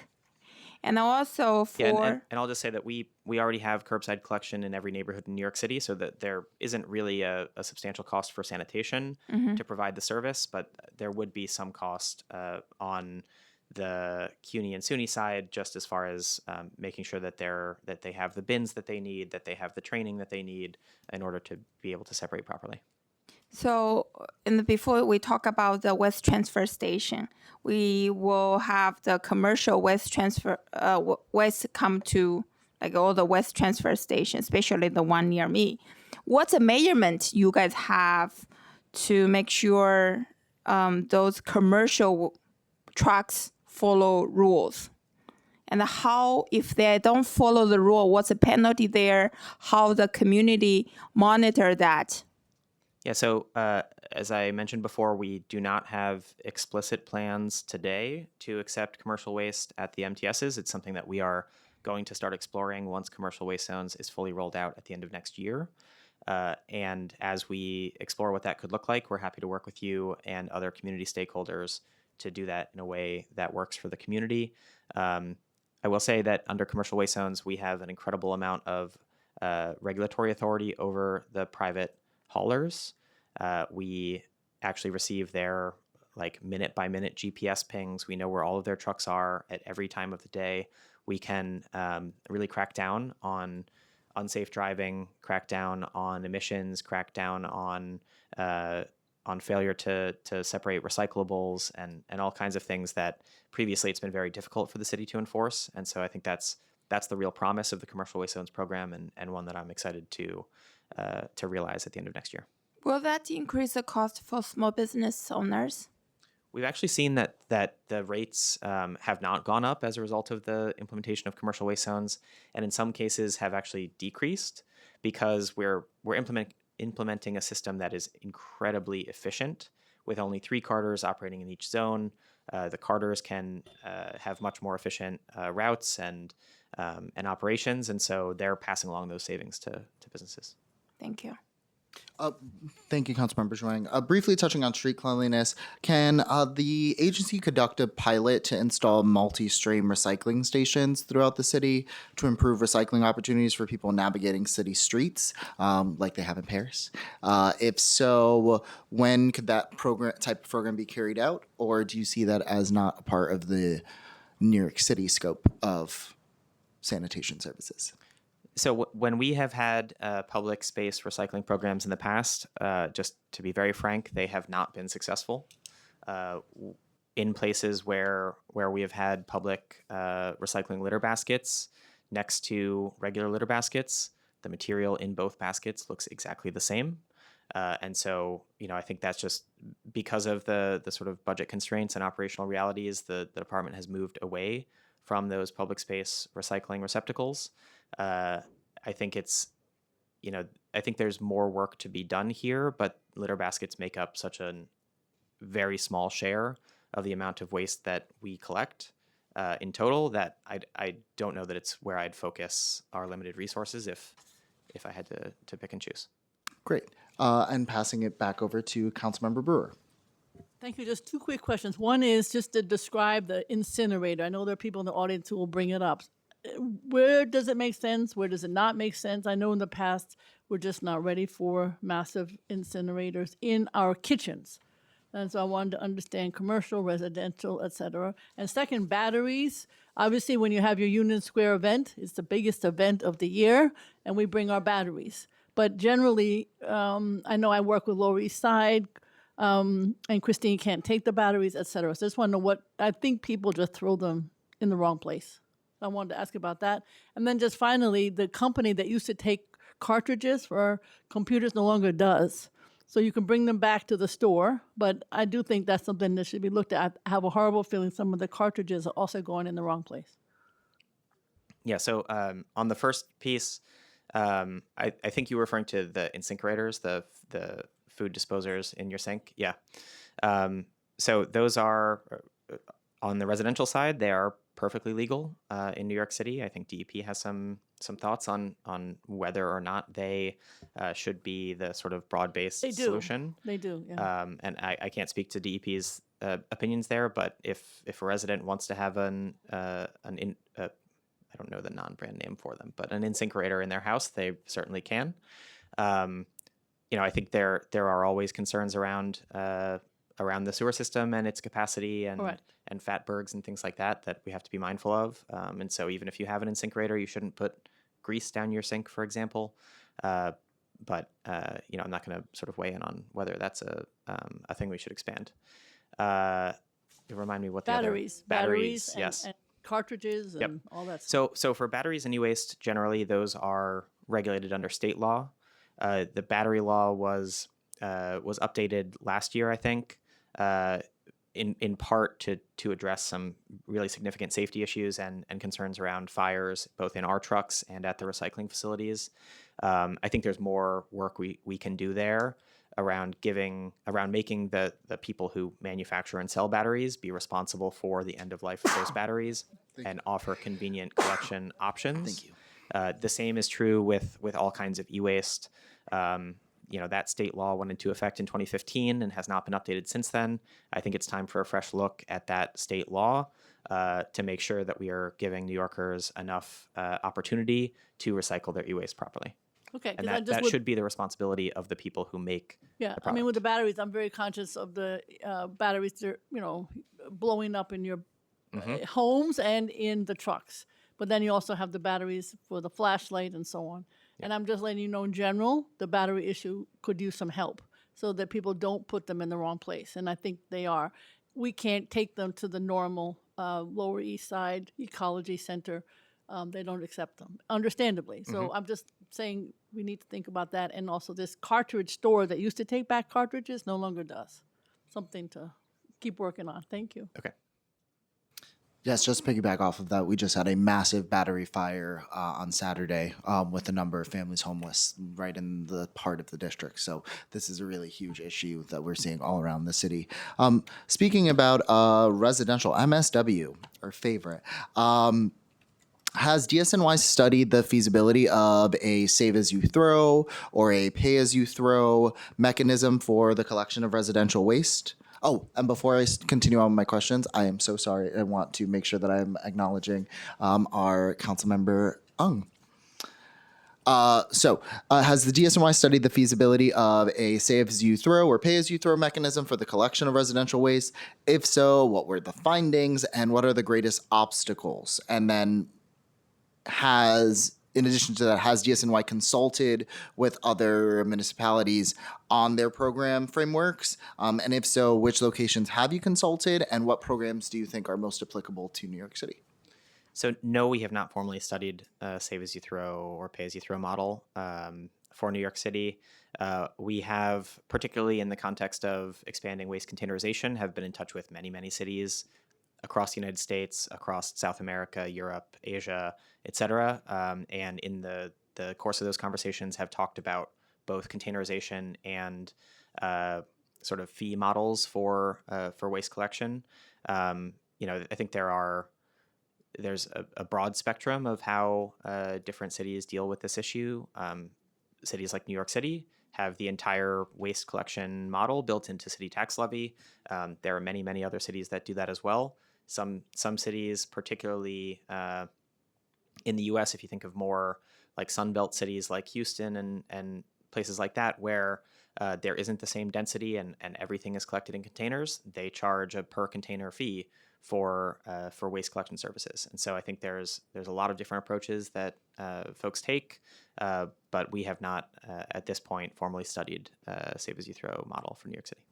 Are there any opportunities to leverage competitive bidding or alternative disposal methods to reduce the average cost per ton? I think there are certainly opportunities for bidding, but with the both increasing regulation and decreasing regional capacity for waste disposal, I don't think that our disposal costs are going to decrease anytime soon. Speaking of the cost, what role, if any, does the waste volume play in contract pricing? And then how are contracts structured to account for potential fluctuations? Like, for example, any contracts that we may or may not have, will that be the same in terms of tonnage when we have the World Cup coming with all of these people? Yeah, so our contracts are built with a tremendous amount of flexibility in them, so that, in the case of a Hurricane Sandy, for example, which created hundreds of thousands of tons of unexpected household waste and demolition debris, our contracts were able to take that material, and we were also able to stand up emergency contracts as well to be able to take additional material. So, we have the ability, if we need to manage the waste that New Yorkers are generating. But on a day-to-day basis, we can, when big events happen, we have certainly enough capacity to be able to handle those big events. As far as how the contract pricing is structured, nearly all of the contracts have a sort of two-tiered pricing structure. There is a fixed rate that sort of accounts for the things that don't change as the amount of waste changes. That's contractor staff operating the cranes at the MTSs. That's the sort of capital cost of purchasing the rail cars and the containers and things like that have to be purchased up front and don't really fluctuate. Then there's separately a volume-based charge or variable rate that's charged on a per ton basis, and that covers actually disposing of the material at the final disposal location. And can you, if you have this readily available, can you compare the cost per ton in New York compared to other major cities that follow our similar tax levy model? It'll be unfair if you're talking about Houston or something. Yeah, I don't have cost per ton in front of me for other cities. I think, to be very blunt, the model that we have here in New York City is not cheap, but it is not cheap because we've designed it to be incredibly resilient and reliable and to containerize waste. Putting trash in a sealed shipping container and moving it by barge and rail is a more expensive option, but it's one that we've deliberately chosen because it is the more sustainable option than trucks in overburdened neighborhoods.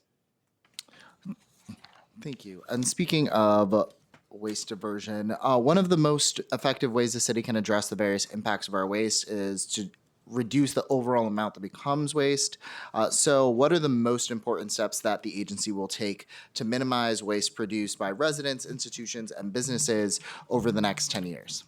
Yeah, so again, I think a statewide EPR program is the best step we can take to reduce the amount of waste that we're generating. The EPR program, as proposed in the state legislature, would require companies to both reduce the amount of packaging that they generate, make it more recyclable, and would provide funding for recycling outreach and education programs so that we can do even more work to educate New Yorkers about how to recycle and the importance of recycling. Can you speak more about when specifically the department will be carrying out this work? Are there any identified timelines?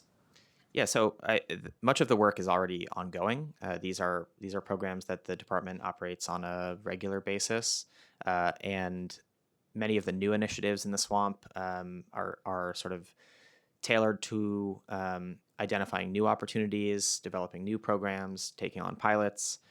So that will start as soon as the final swamp is approved by October. Can the agency commit to a non-renewal of contracts for the incineration of waste? No. What does the agency perceive as obstacles to making this commitment? So I think that the greatest obstacle we have is that New Yorkers continue to generate waste, and we have an obligation to deal with it. So I think it would be a failure on my side if we collected waste and didn't have somewhere to put it. The reality of waste disposal is that there are two options in the United States. Those two options are either waste to energy facilities or landfills. Neither are good options, to be clear. Both have, the facilities that we use today both have some amount of energy capture that happens either from landfill gas or from waste to energy, which generates electricity. But I think we would love to live in a world where we don't rely on those, but as long as New Yorkers create trash, we are going to have to continue disposing of it. And how does the agency reconcile the health and environmental impacts of incineration with the city's present reliance on waste incineration? I think we, number one, hold our contractors accountable to meeting their regulatory obligations and the permits in the state that those permits are issued, whether that's New Jersey or Pennsylvania or New York or Virginia or South Carolina. So where we have had instances that individual disposal facilities have not met their permit requirements, we have really pushed the contractors to get back in compliance and have worked with the regulators to get them there. What methods has the agency identified as the most effective for diverting waste from incineration? And is there a plan to carry out this diversion within the next 10 years? Yeah, I think the most effective tools that we have are already in place. That's a mandatory curbside recycling program and a mandatory curbside composting program. The next step that we have to take is to work with New Yorkers and educate them on how to participate and make sure that we are actually doing it. Curious if you've performed any analysis or studies of the public health costs of waste incineration incurred by the city as compared to waste export and incineration, and also compared to a potential 100% diversion of waste from incineration. If so, were there any findings? So we haven't operated incinerators in New York City since I think 1992. So the specific public health costs here in New York City, I think, are zero. As far as the impact of waste energy facilities elsewhere, I don't think that's sort of in our remit as the Department of Sanitation. Thank you. I was born in 91, so I'm very happy that in my first year of life, we stopped incineration. We were the chair of sanitation from the beginning.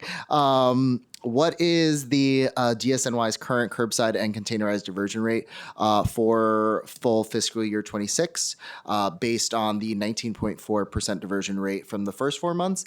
And how does it compare to the 28% original target?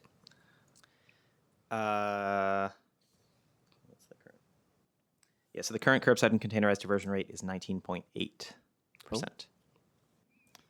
Do we know for the first 4 months? For the first 4 months. Yeah, that was in the January. And sorry, I had you at 0.4. Apologies. 19.8. I think that may have been the FY25 final. Okay. And then do we know where we see the FY26 final to potentially be? Yeah, I think we're going to land somewhere around that 19 or 20%. Okay. That's what we've seen so far. And clearly we'd like to increase that number as much as possible. We think that curbside composting is the place that has the most potential to increase that number, but also would love to see more recycling as well. Okay, great. Now back to commercial waste. Can you provide an update as to when do you think the department expects to complete implementation of all 20 commercial waste zones? End of next year. End of next year. December next year, or an earlier, or by the end of December 31st? It will be done in advance of the 31st of December, but we're still we have not yet promulgated the rules for the last several commercial waste zones. We expect to do so in the next couple months. Okay. So by December 29th, I'll be looking at you. Does DSNY have the adequate resources and staff to implement the CWZ system citywide? At this time, we do. Great. And we continue to evaluate as the program grows, but at this moment, we have the staff we need to continue implementation. With this current staff and with the current fees and the pay schedule, do you think that the budget and the admin fees currently paid by the CWZ awardees are sufficient enough to enforce the environmental justice, safety, and workers' rights goals of the program? We think they're appropriate for the program that we have today. I think one of the things that as we continue to implement more zones, I think we will be paying a lot of attention to the enforcement resources in particular. This is not a space that we have done a lot of enforcement in before. That was previously the responsibility of the Business Integrity Commission. So as we take on those enforcement responsibilities, I think it's something that we'll be very mindful of. So the Queens West CWZ implementation phase is listed as TBD. Has the department encountered any issues when planning for this implementation? We haven't encountered any issues. I think there's some market consolidation that's taking place in the commercial waste industry that we are having to account for as we roll out zones to make sure that we're still offering businesses a choice of 3 carters per zone. And so one of the things that we've been looking at is how do we make sure that, as carters participate in mergers and acquisitions, that we are then bringing in other options for those zones. And so that's something that's continuing this year. And as we roll out additional zones, we want to make sure that there are 3 carters available. Will the department commit to requiring commercial waste data and publishing it on open data in the same way data on residential waste is currently published? Yes. Great. Can you please outline the steps the department will take to ensure that when recyclable commercial waste is collected, it is routed to a final destination where it can be ultimately reused or recycled? Yeah, so I think two great innovations of commercial waste zones that we've never had before are individual tracking of individual trucks. In the GPS system that we have, they're required to not only track the trucks, but tell us what kind of material those trucks are collecting. Second, we have individual dump ticket level data for the first time ever for commercial waste. So we're going from having a very hazy 30,000 foot picture of the commercial waste industry to a very granular picture of how much material is being generated, by whom, and where it's going. Wow, new eyes on the ground with sanitation. Has Thank you. Has DSNY worked with any other city or state agencies to identify methods to reduce the impact of commercial waste truck traffic on communities surrounding the waste transfer stations? If so, what methods were identified, and which of these could be feasibly implemented, and when? Yeah, I think we've done a lot of work with the Vision Zero Task Force led by DOT and the Mayor's Office of Operations, in particular around commercial waste trucks generally, but very specifically those three parts of the city that I mentioned earlier: South Bronx, North Brooklyn, and Southeast Queens. We also have worked very closely with the Business Integrity Commission, for example, to roll out the requirement for side guards on commercial waste vehicles, to roll out the requirements for emissions retrofits on commercial waste vehicles, both of which were implemented last decade. And as we continue to roll out commercial waste zones, there were requirements there around investments in cleaner trucks, investments in safer trucks, additional safety technology, things like lights, cameras, things like that make trucks safer. One of the things that I would love to see, and I have heard that as the MTA has transitioned to their electric trucks, the breakdown times of the trucks have increased substantially. So before, a lifetime of a bus would be, they wouldn't break down for 10, 15 years. Now they're, have to do a repair after 2-3 years. Has there been any studies looked at into, as we're, increasing the greenness of our trucks, if you will, the electrification of our trucks, have there been any studies or understanding on how that transition has affected other cities around the country, or in other countries, and how that factors into any of the new contracting or procurement that you're doing for new vehicles? Yeah, I think what we have seen as we've implemented more sustainable fleet technologies over the course of the last 20 years is that the more components you put on a truck, the more components that could potentially break. So, I think 15 or so years ago, we were rolling out diesel particulate filters for our trucks. We realized that you have to PM the diesel particulate filters themselves. Otherwise, you'll have to down the entire truck when the filter gets clogged. So I think that's something that it's a learning curve. It's not necessarily something that makes the trucks less reliable, just an additional step that you have to make sure you're taking. For electric vehicles, what we've largely seen is because there are fewer moving parts, they actually tend to have better uptime than other vehicles. But then you also do have to take into account things like charging time and other things that are make them more operationally complex. Sustainable fleet technology. That's a much nicer way of saying that. As you can tell, I only had one cup of coffee today. What alternative, I want to focus on waste export. What alternative waste management strategies is the department exploring to mitigate rising export costs, and what are the projected savings? Yeah, so again, the best thing we can do to mitigate rising export costs is to divert more waste or reduce the amount of waste we generate entirely. We think that the Extended Producer Responsibility Program, currently being considered by the state legislature, is the best way to do that. And that would also generate dedicated revenue source for recycling programs and for outreach and education. What role do you see organic diversion programs playing in reducing the volume of waste requiring export, and how, if at all, is this reflected in the swamp cost reductions?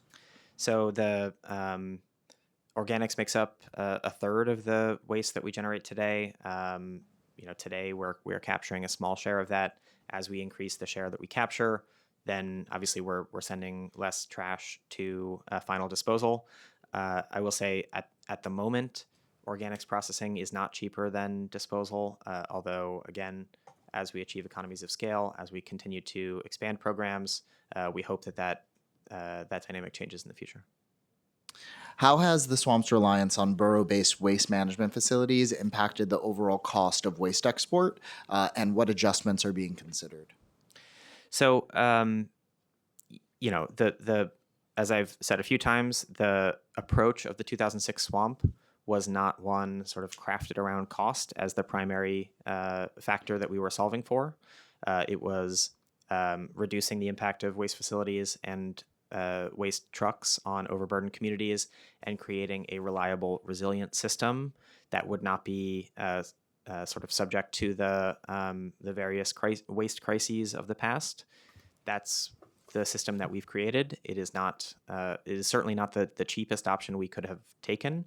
It would have been much cheaper to just have very poorly regulated transfer stations that used truck export and had material impact on the surrounding communities. But we as a city made a decision that was not the approach that we wanted to take. We're going to get to transfer stations right after this, but my last question on waste export, I want to know what percentage of waste export contracts include price adjustment mechanisms tied to inflation or fuel costs, and how much have these adjustments been added to the city's annual costs? Yeah, so the contracts do include a number of different inflators for various costs, including fuel cost, including CPI and things like that. So there's an annual sort of calculation of what the new both fixed and variable costs is for each contract. That's a process that Deputy Commissioner McDonald's team goes through every year. And they do fluctuate with market prices. Obviously, we have not yet taken into account the current fuel prices that we're experiencing because of the geopolitical situation in the Middle East, but we expect that will have an impact as well. Thank you. And your favorite topic from 2006, marine waste transfer stations. How has the utilization of marine transfer stations evolved since the 2006 SWAMP's adoption, and what operational challenges or efficiencies have emerged? Yeah, so we think the marine transfer stations have been remarkably successful. They operate really well. They have there have been some learnings around how those transfer stations were constructed.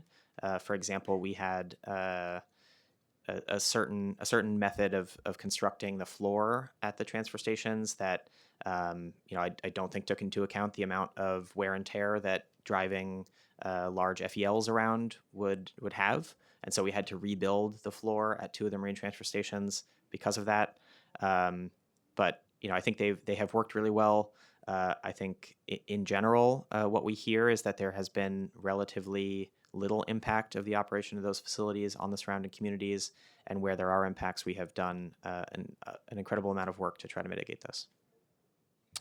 How has the environmental footprint of waste export changed with the increased reliance on MTSs, and what metrics is the department using to track this? Yeah, so it's from a sort of greenhouse gas emissions perspective, it's much more sustainable to rely on barge and rail transport than it is to use diesel-based truck transport.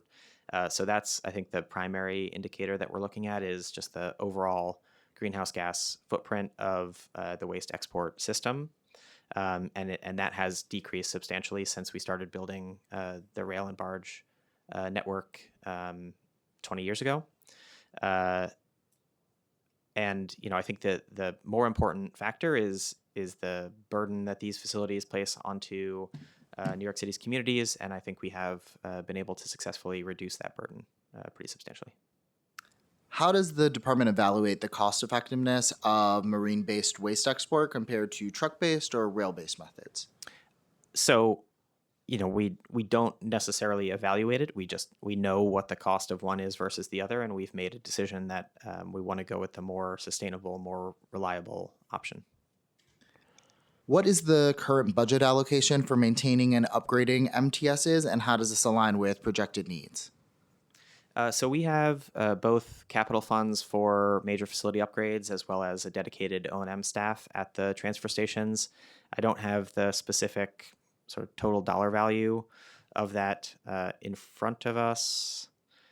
but for example, we do have 59 million in capital funding for capital upgrades, equipment, and system replacements at the MTSs over the next 5 years. So that's, I think, illustrative of the fact that we are investing in those facilities.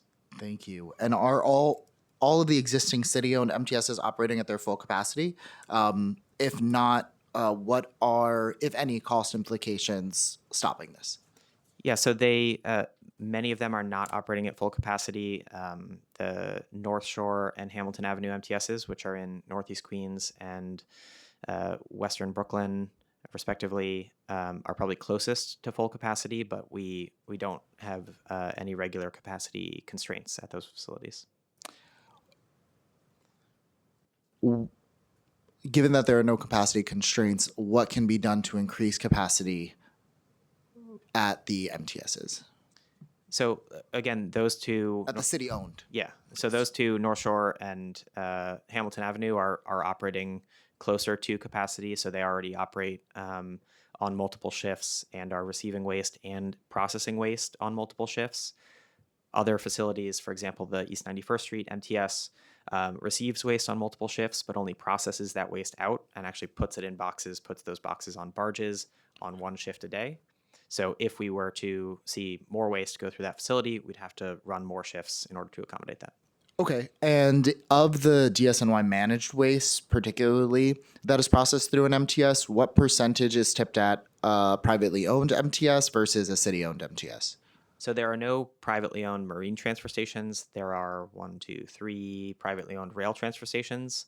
I don't have the exact split in front of me, but I just do the math in my head. It's roughly 50-50 between the private rail transfer stations and the publicly owned marine transfer stations. Has DSNY performed a cost-benefit analysis of permitting CWZ awardees to tip at one or more of the MTSs, including the cost savings for avoiding unnecessary tolls, labor costs, and fuel costs? If so, what were any findings? Yeah, so we haven't done a detailed cost analysis yet. Again, we are focused first on implementing the full commercial waste zones program by the end of next year, before December 29th, which is our new deadline. And once we have that implemented and sort of see the industry stabilize, then we will look to the potential for commercial waste at the MTSs.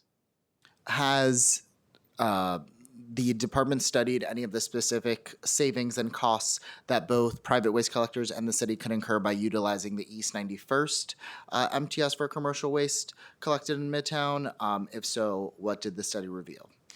Again, we have not. I mean, I think there are, the cost to the disposal cost at our facilities is higher than the disposal cost at private facilities. Again, because of the complexity of the system and the amount of reliability and resiliency that's built into that system.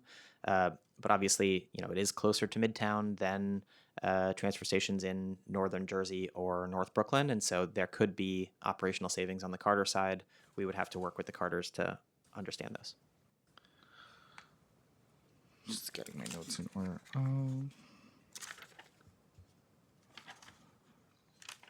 Okay, let's quickly move into the legislation.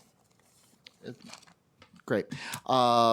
And then I'll end with some final questions. But with the legislation, can you describe any operational challenges the city would encounter implementing intro number 355? No, as I said, we already have curbside compost collection on every street in New York City. So as additional city facilities join the program and set out waste, we are happy to collect it. There should be little to no operational impact for us. That said, our partner agencies will have to bear some, I think, pretty small startup costs around acquiring bins, acquiring signage, training staff, and just making sure that they have the right systems in place to manage that waste. But that's mostly a one-time cost and shouldn't have a really substantial recurring basis. Speaking of our lovely sister agencies, are there can you list, or do you know any of the city agencies that are currently known to source separate their organic waste? And can you list the agencies that engage in meal service that you understand to be covered under this bill? Yeah, so I don't have a full list in front of me, but agencies that are already doing it today, the New York City public school system separates organic waste at every facility. The Department of Corrections separates food waste at Rikers Island, and they actually have a compost facility that we run on Rikers Island for their waste. There are other entities that separate their organic waste as well. I can think of off the top of my head a couple of firehouses, a couple of homeless shelters that participate today or have participated at some point in the past. When this bill is implemented, it would cover additional facilities like ACS, senior centers that serve food. Who else? Additional homeless shelters, health and hospitals, DYCD, et cetera. We don't have sort of a full list of everyone who would be in because we have to go agency by agency and understand who's doing that kind of institutional feeding or providing meals. But I think that's what we would focus on over the course of implementation. For clarification, when you say New York City public schools, or is it just our district schools, or are charter schools also included in that as well? Charter schools that are in DOE buildings would be participating in composting. Oh, the camera's on. Just, public schools. Can you, what percentage of the city's agencies' workspace is located in a building or location that is owned by the city? I don't have that number off the top of my head. So for programs like composting, recycling, even in a building like 250 Broadway, these buildings do not have the facilities to properly adhere to those regulations that we have set out, making it much difficult for institutions like ours to comply with regulations. What are some of the most common challenges encountered by agencies in buildings like this and in implementing their recycling programs and their composting programs? Yeah, so I think just to use this building as an example, this building is operated by a private landlord. The city council is a tenant of that landlord. This is a building that I think will benefit greatly from the rollout of commercial waste zones, and the Lower Manhattan zone is actually rolling out right now. We opened up the implementation period on April 1st. It runs through the end of May. So as this building identifies their commercial waste zone hauler, that hauler is required to provide information about how to recycle, is required to provide recycling service, to offer composting service.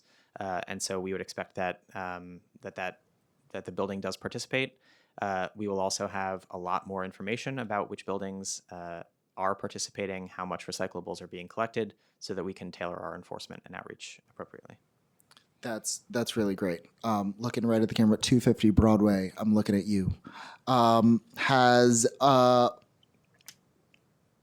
the department taken any additional assistance to help agencies implement organic waste recycling programs where the agency's workspaces are not located in city-owned buildings? Is there a proper planning method, a handbook, a guide?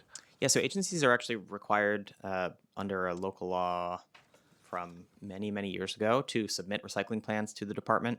And we do follow up with them to make sure that they are submitting those plans, whether they're in a building that they own and manage, a building that's owned and managed by DCAS, or a private facility. They're all required to recycle the same way.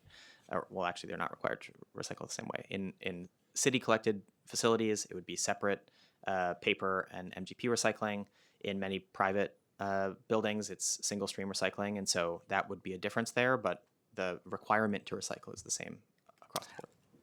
So I want to turn to environmental justice, and I will take a point of personal privilege and talk about the Bronx, which if you look at the map, I forget exactly what figure it was, basically where you show the environmental justice communities, the entire Bronx is blue. Basically. Also on page 30, I believe it was, I have a huge mistake that needs to be corrected. Throg's Neck is spelled with one G. It is two G's. I refuse to let the Department of Transportation remove our double G's. So I humbly request. I think that's actually the MTA. I humbly request, I don't care what agency it is. We are fighting on behalf of the Bronx. Please add the extra G we'll make to that Throg's correction. Neck. Yes. Thank you. I'm curious to know how the Department of Sanitation is evaluating its programs and policies for compliance with the Fair Share Act and the CLCPA. The Climate Leadership and Community Protection Act, especially regarding greenhouse gas emissions, waste incinerations, and landfilling and the placement of waste facilities. Yeah, so we have a long history of being out in front in the siting of facilities, and the sort of core principle of the 2006 swamp was borough equity, so that every borough would be responsible for managing its own waste. We have largely achieved that principle for our residential waste stream, which is something that we're very proud of today. When we are siting new facilities, we go above and beyond the requirements of both local and state law around environmental review, around ensuring that those facilities are not presenting a new burden for our local communities, and that's something that we plan to continue. Speaking of which, we'll go to a few different things. One, Patterson Houses implemented a 3-bin compost program, and I wanted to know if there were any updates on how that program is doing or coming along. I don't have updates on that specific program, but I'm happy to find out and get back to you. Great, thank you. I also wanted to know how do we put folks in touch to partner as community retailers for the waste baskets, and how we can get our local businesses informed. Yeah, so you can reach out through our office, and we're happy to connect the manufacturer of the bins with those local retailers and make sure that they can supply them. Great. So the Bronx has a number of waste management transfer station plants, and I'm curious, when are these contracts contracted until? If we have those dates? The Harlem River Yard transfer station is the primary facility that DSNY contracts with, and that's through 2034. 2034. Also, so there is the trash that goes from Queens and Brooklyn does a detour into the Bronx, and then transfers from the Bronx to Selkirk. I'm curious if you know what that transfer time looks like on average, how long the trash or the containers are staying in the Bronx before they're transferred to Selkirk. We don't know specifically for those trains, but we can find out. It certainly is dependent on time of year and other materials that are moving by rail. We share sometimes a locomotive with other cars, so they get combined when they're at that yard. That would be great, just because I know, and having grown up there my entire life, every summer the smell from the train yard, it's summertime. So it's curious just to know what that looks like. I'm also curious to know, with the city's waste needing to be transported on water, and given our waterfront resiliency efforts, especially in communities like mine where I have Hunts Point and entire swaths of the waterfront, how is the agency prepping for climate changes and coastal changes? And has it begun to identify potential issues due to these climate changes? Yeah, so with a waterfront transportation network, there's obviously concerns around sea level rise and coastal flooding. Where we took into account the new flood maps in the construction of facilities. Obviously, for facilities that were constructed before those flood maps were issued, we've had to take other resiliency approaches, either to put like deployable type technology in there, or other operational methods to try to protect the facilities in the event of flooding. We do also have our private contractors, both on the MGP and the paper side, both rely on the water to transport a lot of the product that they process for us, and so that's also a consideration on their side. Thank you. And this is something very personal to me, given that it's not only my district, but this is where I grew up. My childhood memories are here.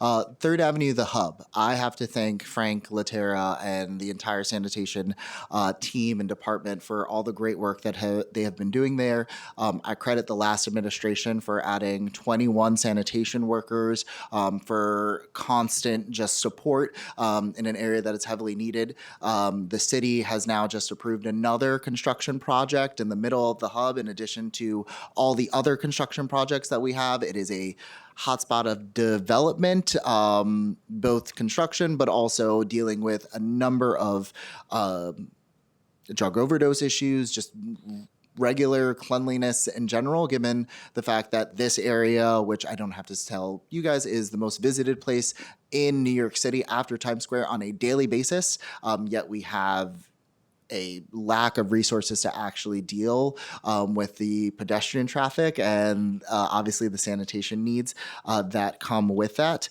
I'm curious what the new admin's plan is for these 21 workers, and given the new construction and everything that has just been approved last week by this new admin, if there's any commitment to keeping those workers providing the services that they need to make sure that the Bronx is being centered and kept clean in our number one hotspot area. Yeah, so those additional resources are still in place today. They've been continued by the new administration, and we are continuing to evaluate the resource allocation across the entire city as we go through the executive budget process. So I think that's sort of where things stand today. Is there any way that we can get a commitment or some understanding that the workers and the service, or at least the service of delivery that the workers provided at this level, will be sustained throughout this new administration? So we are providing that service at that level today, and we're evaluating resource allocations across the city. Okay, I would like to make sure that we get that on record, especially as, we have it because we're still in this fiscal year, but I know once the fiscal year ends, we are not guaranteed, and I would really love to see a firm commitment by the administration and really uplifting, EJ communities like mine that really need the additional support, and that without the support that you have already done, we don't know where we would be, and knowing with the new construction that's being approved by this admin, specifically in this area, the additional help that we will need in addition to the 21 folks that we already have. Finally, but definitely not least, I want to talk about the leadership.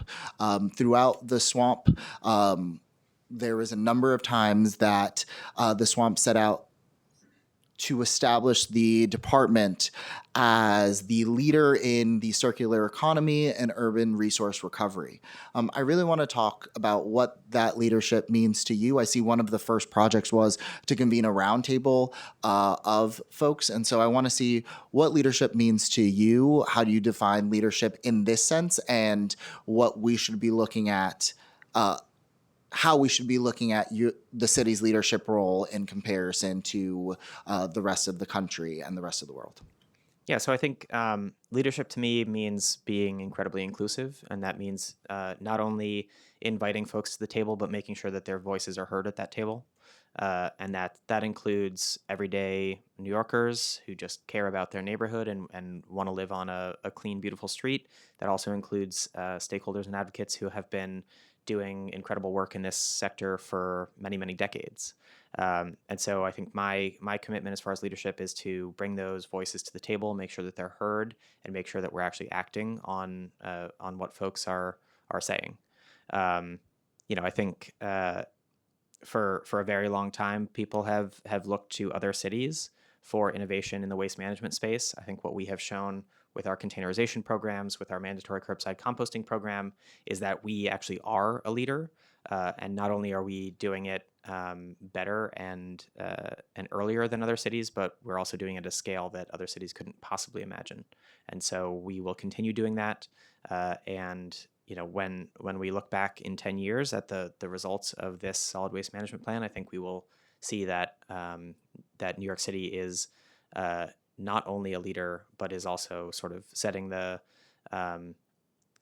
direction for cities globally in the waste management space. Thank you for that. And, a lot of the conversation and discussion today have revolved around what I think is also, culture and community and society. And a lot of the programs from organics to recycling to a lot of the work that the department does really comes from community buy-in, from the culture that we set and the tone that we set. And so I'm curious to see for our programs to reach a success rate and a diversion rate where I think we'll all be happy about, and that we really need it to get to build a sustainable community that we want to live in and thrive in.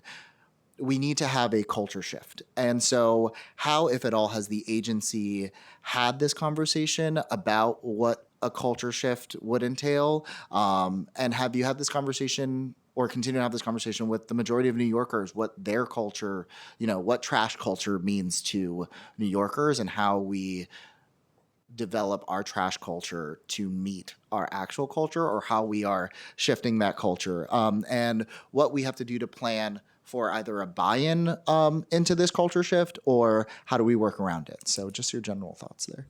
Yeah, so I think that's I've never heard it sort of framed that way, and I really appreciate that framing because New York is such a blending of cultures, both the fact that we're a city of immigrants and that people bring their sort of thoughts and approaches and history of waste management with them to New York City, but also we have so many different neighborhoods, and every neighborhood has a a different sort of feel and vibe and energy.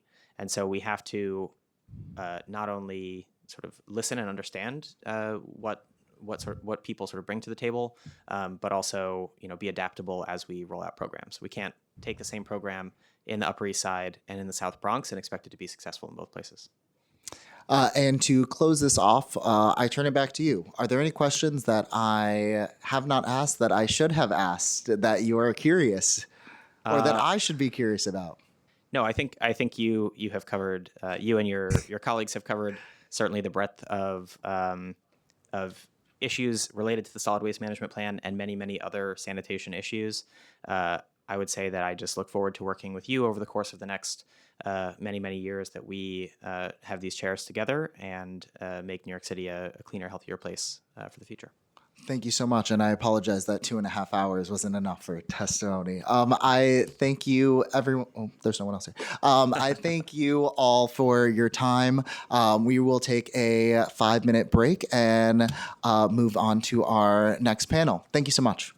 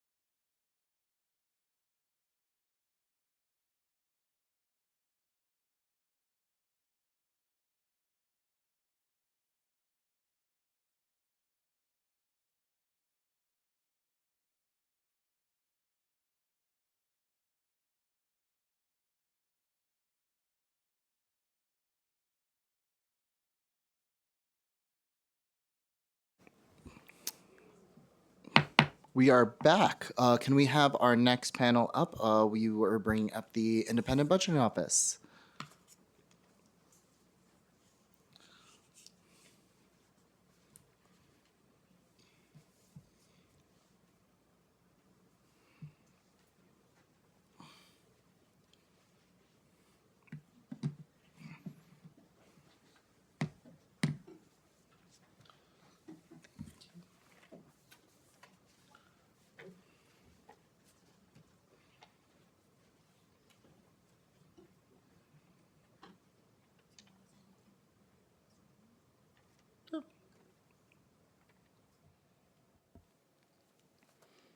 Hi, good morning. Morning. I'm the committee counsel. I'll be swearing you in. Brian Kane, Assistant Director for Housing, Infrastructure, and Environment. Ryan Doherty, Lead Budget and Policy Analyst, and Elliot Jackson, Onkush, I'm sorry, Assistant Data Manager. Could you please raise your right hands?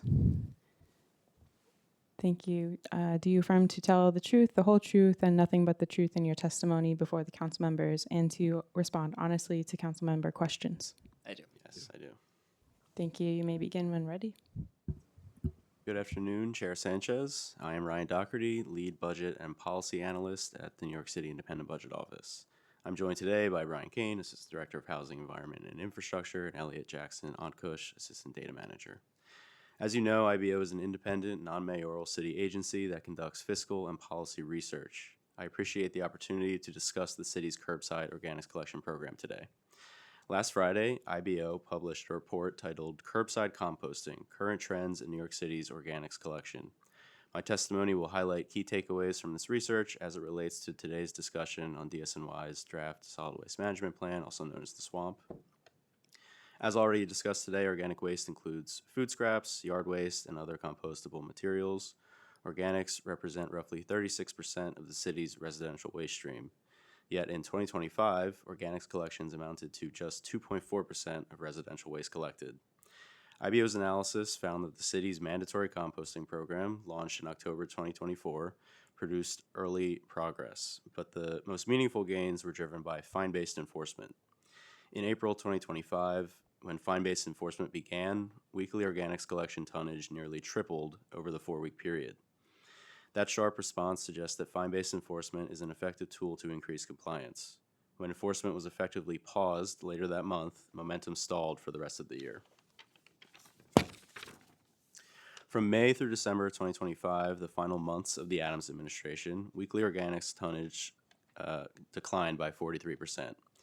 Interestingly, collections did not immediately revert down to pre-enforcement levels. This suggests that many residents continued composting once the habit was established.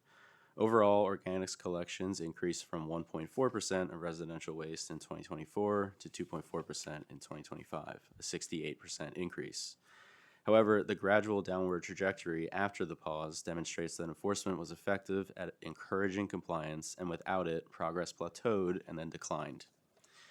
Under the Mamdani administration, some fines were issued from January through March 2026, but it's been roughly 3% of the levels seen at this time last year. As IBO highlighted in our testimony on the preliminary budget, the organics processing budget is underfunded. It decreases after fiscal year 2026 from $24 million to a baseline of $19 million, despite DSNY expecting program growth over time. Further, there has not been a major mayoral announcement to resume full enforcement and encourage compliance under the new administration. Organic waste collection has historically been more expensive per ton than trash or recycling collections, largely driven by the high cost of staffing trucks relative to the tonnage collected on a route.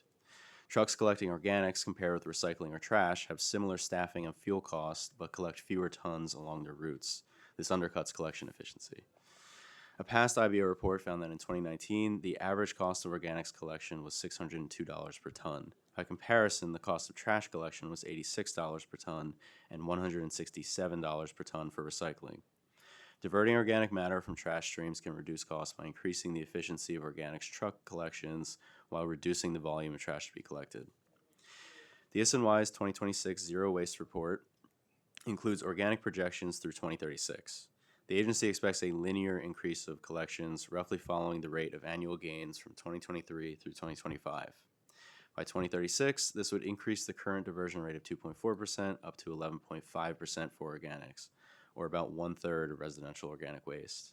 DSNY's model used information on New York City's recycling program and curbside organic programs in places like Cambridge, Massachusetts, and the state of Vermont to inform its 10-year projections. These other programs had little to no enforcement in their early years. This suggests DSNY's model similarly assumes little to no enforcement for New York City's curbside organics program. IBO's findings suggest that collections could exceed DSNY's projections if full enforcement is resumed to help build up initial sorting habits. This would help reach the economies of scale IBO estimates organics collections would need to reach cost parity with recycling. Similarly, while the draft swamp mentions enforcement as a concept, it does not expressly indicate whether DSNY will resume full organics enforcement going forward. IBO's report also provided a description of San Francisco's system. They have the longest running and most successful curbside organic system in the country. San Francisco does not use fine-based enforcement. Instead, they first launched in 2009, San Francisco properties paid for their trash pickup, but not their recycling or organics. This made it cheaper for properties to divert recycling and organics out of trash bins. While different, San Francisco's system and New York City's fine-based enforcement both created a financial incentive to divert organics with measurable results. IBO's testimony here today is intended to provide further information on to the City Council and the public. IBO does not make policy recommendations and does not take a position on the appropriate level of enforcement. Ultimately, the goal is to build up a culture of sorting organics, recyclable materials, and waste properly. In line with DSNY's projections to increase organics diversion rates, the evidence from last year strongly suggests that fine-based enforcement is an effective way to encourage compliance. The trajectory of the city's organics diversion rate will be heavily shaped by the decisions made in the months ahead around outreach, education, and enforcement. We hope this analysis is useful to the committee. IBO is happy to answer any questions. Thank you. Be great to have my mic on. Thank you so much. So I understand that the recent report on curbside composting states that IBO will update earlier analysis on this issue. Your report states that the 2025 organics diversion rate was a mere 2.4%, despite organics potentially making up to 36% of the waste stream. Very sad. I'm looking at you, City. Very sad. How does that play into the overall cost of residential curbside organics programs? This is, like you mentioned, this is something that IBO plans to update as we get more data from the mandatory program. So it did just start last year, so we're waiting for more before we can compare to when the program was voluntary. However, as mentioned today, when we reach economies of scale, we should see cost savings. Great. And when we do get that, if when you do start writing the report, if you can keep in the back of your mind what changes we could make to make curbside composting more economical, would really love to see that once we have a Absolutely, yeah. report. Can you describe what some of the most prominent costs, whether financial or otherwise, emotional, that are attributable to the practice of landfilling organic waste? Yes, so currently in the city, it costs approximately the same for an organics truck to collect. It's the same salary for same salary positions. So whether it's a organics truck or a trash truck, it's the same staffing on the truck. So if the truck ends up not being full by the end of the route, then you're spending a lot more money on staffing for little waste collected. And that's currently, since the city's not seeing the participation rate that it was, it's hoping for, that's currently attributing to a lot of the cost. And the report mentions a pay-as-you-know collection system, providing financial incentives to residents for reducing their refuse volume by recycling organic waste. When y'all reviewed this type of program, what did y'all identify as some of the obstacles to its implementation? And how can New York City, if at all, prepare itself for some of these potential issues? Right. So thank you for that question. Just to reiterate, IBO does not make policy recommendations as to which system is better. However, when we were looking at San Francisco, there's a key difference in that DSNY collects residential waste. In San Francisco, it's a private company that collects all of their commercial and residential waste.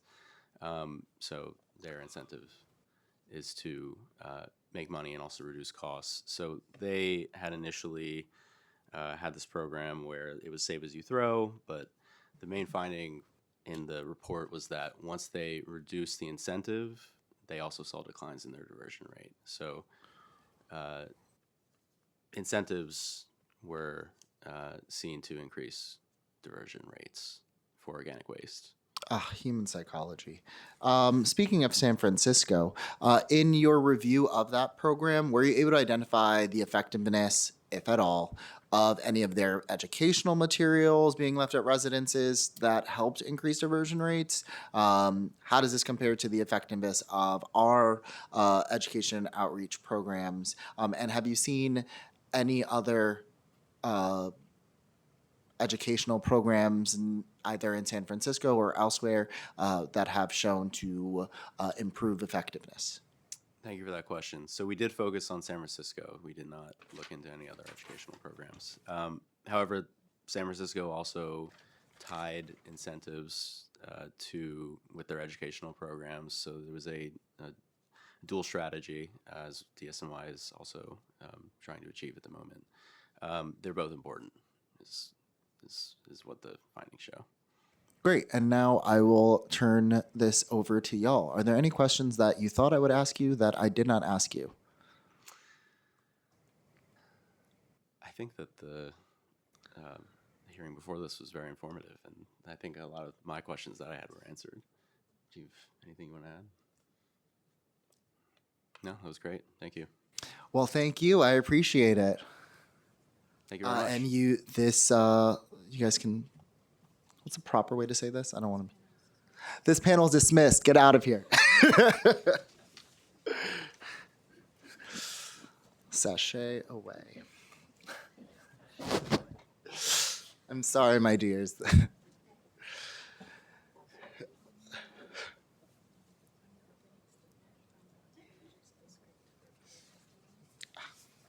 Great. Wrong one.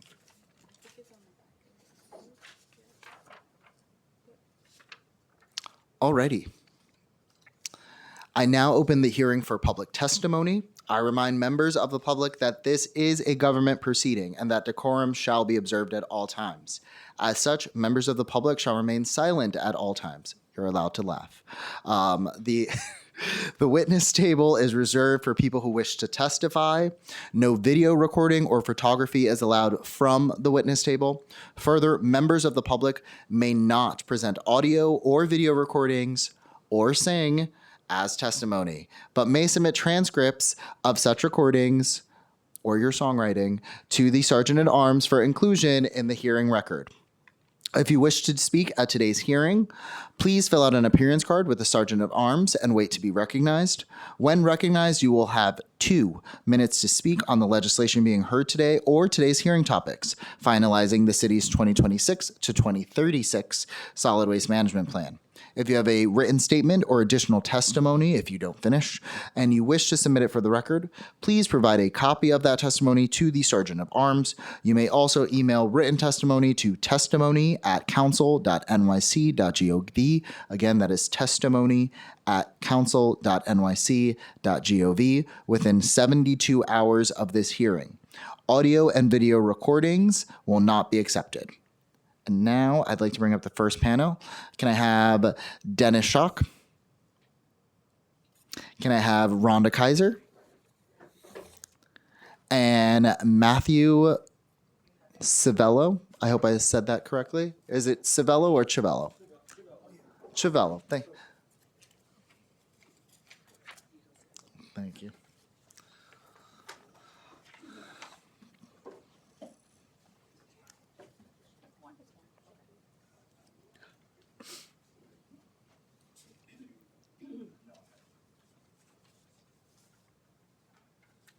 Great.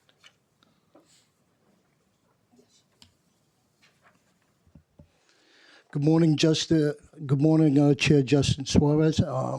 Sanchez, I'm sorry. I like to take the opportunity to speak today. My name is Dennis Schock. I stand before you proudly representing the Uniform Sanitation Association, Local 831, the men and women who work tirelessly to keep the city clean, safe, and moving, especially during the most challenging conditions. I'd like to bring up some issues about equipment. One is the skid steer. Skid steer I would like to address. The skid steers are a force multiplier in snow operations. One skid steer can perform the work of up to 16 sanitation workers over a 12-hour shift. These machines are essential in clearing crosswalks, bus stops, pedestrian pathways, public safety where is most at risk.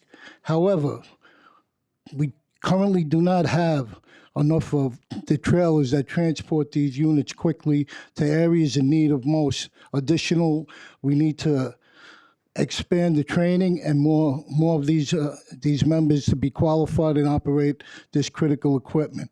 We strongly urge to invest in additional skid steers, transport trailers, operating training, and also allow for members to respond faster, to work efficiently and better to protect the public.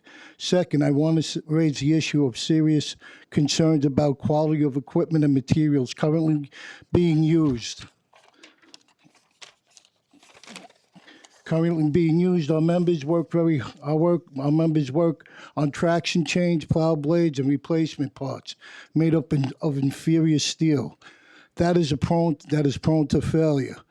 This leads to frequent breakdowns during active operations, forcing equipment out of service at its worst possible times. We have seen firsthand higher grade materials used in the past last longer and perform better under extreme conditions. Local 831 would like to return to higher quality materials, standards, investing in durability and reduce downtime, improve reliability, and ensure that members can stay on the streets longer to doing their jobs. Sorry for going over. You're all good. This is all something new for me. You are all good. I will make sure we have the rest of the testimony, and it will be in the written record. Thank you so much, Dennis. I really You have a appreciate great day now, and thank you for your time. Too.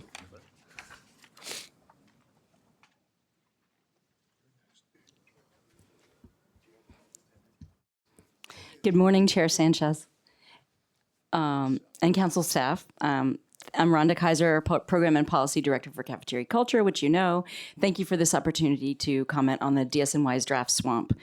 We're deeply grateful for the city's commitment to expanding organics diversion and to funding community composting and compost education. We urge the DSNY, though, to prioritize funding and expansion of local composting rather than relying heavily on co-digestion.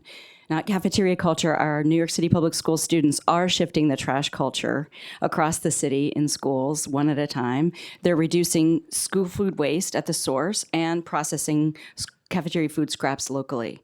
To reduce school food waste at the source, we're piloting our Mindful Choice Meals initiative at New York City Public Schools across all 32 districts. In our pilot schools, our initiative has reduced overall cafeteria food waste by up to 50%, while increasing student cafeteria food consumption by as much as 45%, by simply allowing students to choose what they want to eat within the USDA guidelines. Now, to process cafeteria food scraps locally, in just one partner school, our newly hired compost coordinator has walked over 1,200 pounds of cafeteria food scraps to Compost Power's site at Polo Grounds, who Compost Power also operates the Patterson Houses site that you mentioned earlier. Our students' participation in composting their own food scraps turns their daily cafeteria routines into climate action and community engagement by transforming a potential waste burden into a local resource. And we urge the DSNY to rethink their commitment into the swamp to long-term expansion of co-digestion, which it sounds like they have today, and biosolids infrastructure through 2036. Co-digestion, as we know, plays an important role in managing our wastewater, but local composting of our food scraps reduces truck traffic, builds public participation, produces compost that is actually used in the city, and creates opportunities for local jobs and local stewardship, especially in schools and Nycc communities. And if New York City wants organics diversion to succeed long-term, community compost has to be a core investment, not a supplemental program.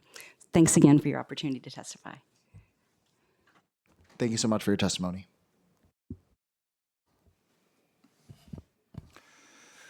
I'm Matthew Savello, Chair of the Manhattan Solid Waste Advisory Board, and I'm delivering testimony on behalf of all 4 SWABs. The SWABs support the diversion targets set in the draft 2026 Solid Waste Management Plan of 30.5% for DSNY managed waste and 54.1% for commercial waste. On January 16th, we submitted comments identifying 6 areas in the draft plan that we believe require remediation to increase the likelihood that these targets will be met. Those 6 areas are the need for increased and well-defined public engagement, the requirement that open data sets be clearly defined and consistently maintained, alignment with the CLCPA and Climate Action Council Scoping Plan and Local Laws 152, 86, and 87, a provision for a clear organizational and structural commitment within the Department of Sanitation to support recycling and sustainability, a recognition of emerging regulatory and legislative frameworks in New York State and beyond that call into question the feasibility of beneficial use of biosolids, and the need to move the plan's language towards clear stated program commitments rather than language that is merely exploratory. We will submit our full set of comments with some adjustments because there's a new draft, I guess, and our written testimony will be based on that for this hearing. There's not only a social and environmental benefit to diverting material from the residential waste stream, but also a fiscal one. While diversion will neither eliminate nor significantly reduce costs, since funding follows material and diversion programs require investment in collection and processing, every dollar spent diverting material away from landfill or incineration has the potential to retain economic activity, create jobs, expand tax base, and increase public investment within the city.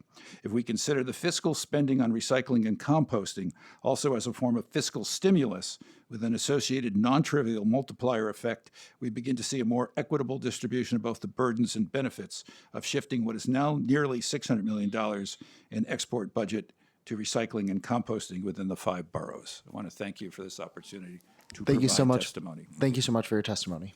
And with that, this panel is dismissed, and I'd like to call up the next panel. Can I please have Marissa Dominicus? I didn't want to mess it up. Justin Wood and Janelle Scott.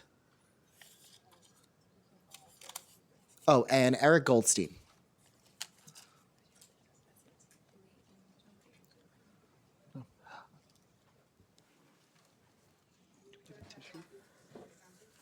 A tissue. Hello. Thank you. Yes, please. Lovely to meet you.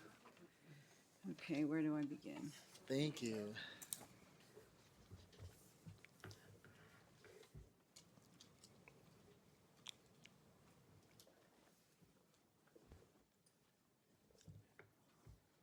It was great to.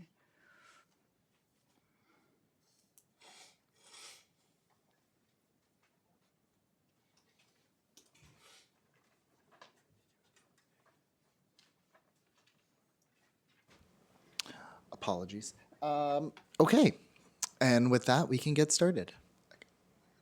Good afternoon, Councilmember Chair Sanchez, and I was delighted to meet you and to hear the testimony from DSNY, and it seems like we're off to a good start. I'm the ED and the co-founder of Earth Matter, and I want to applaud all the efforts in the swamp. The one area I'd like to emphasize is the parallel trend of commercial collection or mandating of waste diversion at the same time as rolling this program out. I think it's essential since they are contributing to 40% of the waste stream in New York, and I think that will be beneficial to the overarching plan. And now, my Earth Matter hat. We focus on education. We're on Governor's Island. We diverted 700 tons that we processed from both Big Reuse, Lower East Side, and our very own Governor's Island. We're a small compost facility, and we urge you in the swamp to expand the language to say it's necessary to be able to invest in local, decentralized compost facility and the educational components that we, as well as the other community composting network organizations, provide.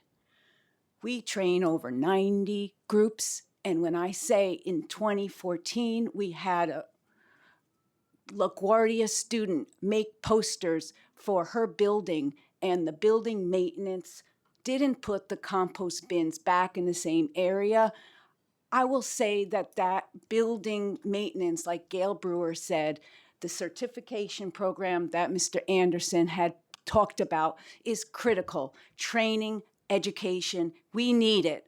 We need certification for the building owners, and we need it for our young students, and we need to expand what we can do. When Mr. The sanitation talked about skid steer training, we do that at Earth Matter. Thank you very much, and we look forward to working with you for a very long time. Thank you so much for your testimony. There we go. Hi, my name is Janila Scott, and I'm the Climate Director at Align, and a member of the Transform Don't Trash Coalition. Thank you so much to Chair Sanchez for the opportunity to present testimony today. We think that this solid waste plan, the draft solid waste plan, is really central to shaping the future of waste in New York City for the next decade. I think that this plan needs to meet the urgency of the climate crisis, as well as addressing longstanding environmental injustices and centering workers here in New York. We look forward to reviewing the updated plan, which we learned is on the website as of Friday. But I think just to use this as an opportunity to uplift that the biggest concern we had was around the vagueness of the plan and how it was framed as a framework. And we think that it missed a lot of like timelines and benchmarks and things that were really essential. So we're hoping that those are things that are considered in the updated draft. And also wanted to use the opportunity to uplift the Transform Don't Trash's People Swamp, which is a concrete list of 30 community-driven recommendations that or coalition work to put together. And this includes suggestions around reducing truck traffic and getting to waste equity, full accountable implementation of the commercial waste zone program, which if it's done before December 28th, we are okay with that in 2027, meeting the zero waste diversion goals and making sure that's in line with the Climate Leadership and Community Protection Act mandates, major expansion into compost and organics infrastructure, waste reduction and reuse policies, phasing out reliance on incineration, sustainable funding, environmental justice accountabilities, and equitable service provisions, especially for NYCC residents. So the written testimony I'll provide will give a lot more details on all of those recommendations, but we think that the council has a really essential role to play in approving the final swamp before it's sent to the state DEC. So we just really urge the council as we're reviewing this updated draft that you're considering like the necessary specificity and accountability that is necessary in that plan, and to incorporate the 30 recommendations in our People Swamp. And then we hope that this will allow us to work better with the Council, Department of Sanitation, and all our stakeholders here to realize that vision of creating a more equitable plan. Thank you. Thank you so much for your testimony. I do have a follow-up question. So one of the common threads of community conversation that has happened is wanting more specificity in the plan, wanting more attainable action items. From understanding, this is, in 2006, I was a sophomore in high school. From my understanding, I would like to understand better why advocates would like more. Of course, you want things to hold people accountable for, but I think one of the strengths also that you can argue with having such an open-ended language in the swamp is we see how climate change is affecting us. We see how rapidly technology is evolving. We see all of these different things. Do we want, and we saw from the 2006, the 92 swamp, a lot of the projects and ideas that were talked about there that had actionable timelines. We don't even have the Fresh Kills landfill anymore. I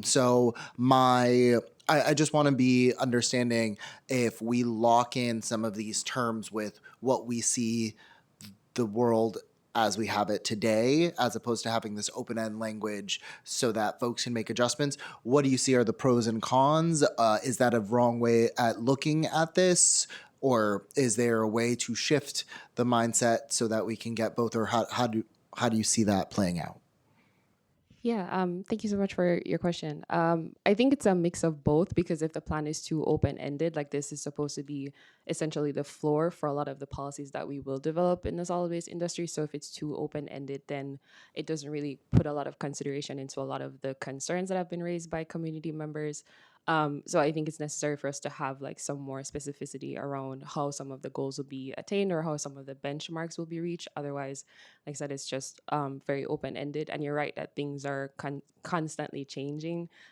So I think the plan does need to have some flexibility there, but on some of the more specific things, especially things that were brought up in the 2006 plan, which was a 20-year plan that haven't been done, like what is the plan to actually get those done? I think those things need to be more specific while leaving the space to have that open-endedness that you mentioned. But right now it feels like it's just very open-ended and it's more of a framework as opposed to having like some of that specificity that's really needed for some of those areas.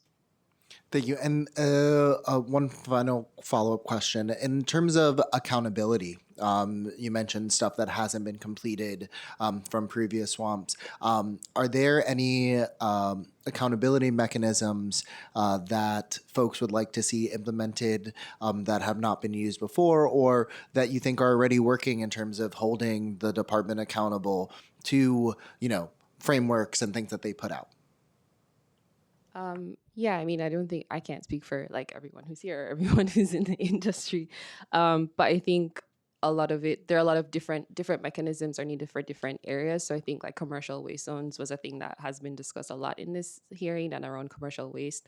And there were things that were mentioned around like having more GPS data and having things that DSNY is able to look at for a lot of the haulers. So I think they're sort of looking at those avenues and ways in which that we are able to use this plan in order to create those accountability mechanisms. I think there were some suggestions mentioned earlier about like maybe looking at NYCC residents and how we could involve them more in the process. So I think there's like definitely accountability and our own data as well. Like a lot of data is not very easily accessible, and so if you're not getting the data that's easily accessible or easily understood, then you can't really hold the department accountable because you're not really sure how accurate things are or what's happening. So I think there could definitely be like some more accountability around data, which I know is mentioned for open data, and then some more aspects for involving more community input in a lot of the processes and plans that are being developed. And then, yeah, I know we talked about the commercial waste zone program as well and having some different avenues there too.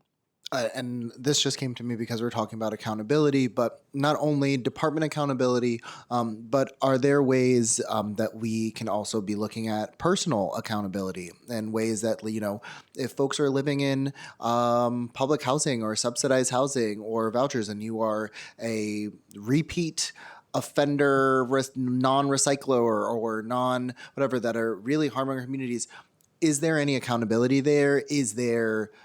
What does that look like, if that looks like anything at all? Has there been any conversation about that? Yeah, I personally haven't had conversations like that. I'm sure other folks here have had conversations around like repeat offenders. I think like you mentioned earlier, like a lot of it does have to do with, I think, a cultural shift and understanding. I think there's like that cultural shift and understanding of the importance of our environment and what it means for us to do proper waste disposal and diversion and all the different things, and also just reduction, like waste in this. We have a lot of waste and we're very wasteful. But I think also we have to make sure that the education is being carried out properly. I think we've heard from different avenues that education isn't really being done. And so sometimes you have repeat offenders because people don't know that they're supposed to be doing something or the way in which it's supposed to be done. So I think that having improved public education efforts is definitely necessary. I know that fines, everyone always thinks about money and how things are very expensive, so no one wants to get a fine. But I think first it has to be making sure that people actually understand what's required of them and what they need to be doing before we talk about fines and other mechanisms as well. The problems of American consumerism. American. Oh my God. Thank you so much for your testimony. Hi, Justin. Good afternoon. Thank you so much, Chair Sanchez, for holding this hearing and this opportunity, and congratulations to Commissioner Anderson, and thank you for the extensive testimony on topics including organics diversion, commercial waste zone implementation, and construction and demolition waste. We're looking forward. I'm Justin Wood, New York Lawyers for the Public Interest, member of Transform Don't Trash. We're looking forward to working closely with the council, sanitation department, and other parts of the Mamdani administration to implement all of this. We similarly have not fully read and compared the draft, and we do appreciate its publication on Friday, the revised draft swamped. So we'll submit written comments. I can uplift a few themes from our previous comments from the 2025 swamp hearing on this topic. On modeling, our understanding, unless this has changed, is that DSNY modeled increased diversion over 10 years. And we understand that modeling needs to be grounded in the reality of New York City. We would also urge that the swamp, because this is a long-term plan, that we want to hold this administration and future administrations to, that modeling also include what it would take, what diversion rates would be necessary or reduction rates in waste would be necessary to achieve the zero waste goals that the council and previous administration legislated, the Community Leadership, Climate Leadership and Community Protection Act emissions reduction goals that the state had set. We would stress that, according to the state's estimates, solid waste produces almost as much greenhouse gas emissions as the entire electricity sector. So this is significant, and we want the state to also, because this is a DEC process, to see this as a pathway to implementing that law. So we would like to see some ambitious modeling included in the swamp. I would just also highlight, we'd like to see a plan for specific capital investments. We appreciate the reference to Rikers Island as a possible composting facility site. We'd like to see composting investments keep pace with the exciting developments in the commercial and residential side with organics waste development. And then finally, we also will uplift the need to maximize the use of existing extensive capital investments in the marine and rail transfer facilities to study and, if necessary, subsidize the reduction of VMT fuel and operating costs from simply taking some portion of commercial waste from places like Midtown Manhattan to a well-run, worker-friendly marine transfer station, and avoiding trips to EJ communities.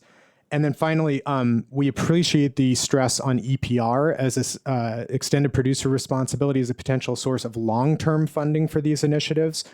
We would similarly stress that the state, if it moves forward with a cap and invest program as called for in the current CLCPA, that could be used as a major revenue source to help New York City implement these capital investments and programs. In the interim, we have called for the governor to implement a $3 billion sustainable futures fund, and that's also, we'd like to see solid waste capital and program development as a major thing that those programs support. Thank you so much. Thank you so much for your testimony. Arthur? Thank you, Chair Sanchez.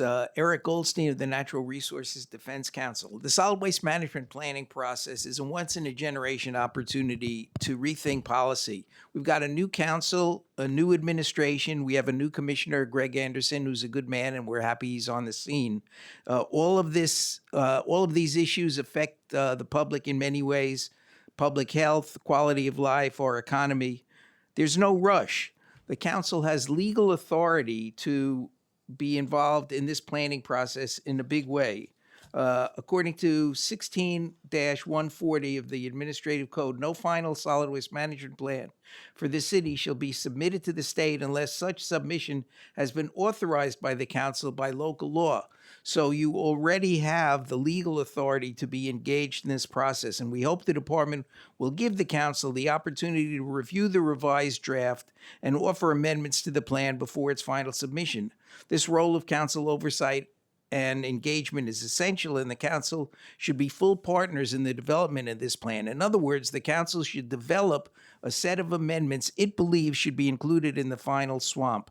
My written testimony, I outlined 7 program areas where the plan, as strong as it is, should be strengthened. Let me just focus for a minute on organics. The organics section in particular needs some help. Organics is the largest portion of the waste stream. It's costing us a significant amount of money. Seattle has demonstrated that by composting organics, they are saving as much as $18 a ton, according to their most recent data, over landfilling it. So over time, as the IBO indicates, composting not only beneficial for the environment, but can save the city money. Right now, the place to start is with food rescue, where the verbiage is good, but much more can be done to ensure that all of the food generated in restaurants and commercial kitchens is sent over to help the 1.2 million New Yorkers who are food insecure. That's the place to start, and we need stronger elements on that. Then there's the issue of anaerobic co-digestion. That's the wrong way to deal with the organics that are collected. They should be actually composted. That means more composting capacity at Rikers Island and other places. We need stronger marketing, enforcement, and educational materials in the schools, but also in the public more generally. We need to ensure that community composting is supported. We need legislation to advance commercial composting so that there's no question but that every commercial establishment is separating its organics for composting. We set forth all of these recommendations in our written testimony. Hope you will review them. Just one final word. The environmental justice issue, another area in need of strengthening. So you had talked before about job development and workforce development in Nycc properties. Well, there's a program that has begun doing that. Compost Power is a nonprofit organization. There should be in the plan a vision for how Compost Power and other similar activities could be expanded throughout Nycc so that Nycc residents participate fully in not only composting, but in receiving all of the other benefits of our waste transfer station. Of our waste disposal system.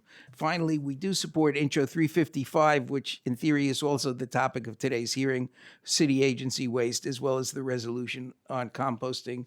We look forward to working with you in the weeks and months ahead, because this is really a critical point, and it's an opportunity that the council only gets on very rare occasions to influence policy in a broad and big direction. And if you'd like, I'd be happy to also try to answer the question you posed to Janelle about the role of the plan, because the role of the council and the role of the plan are significant.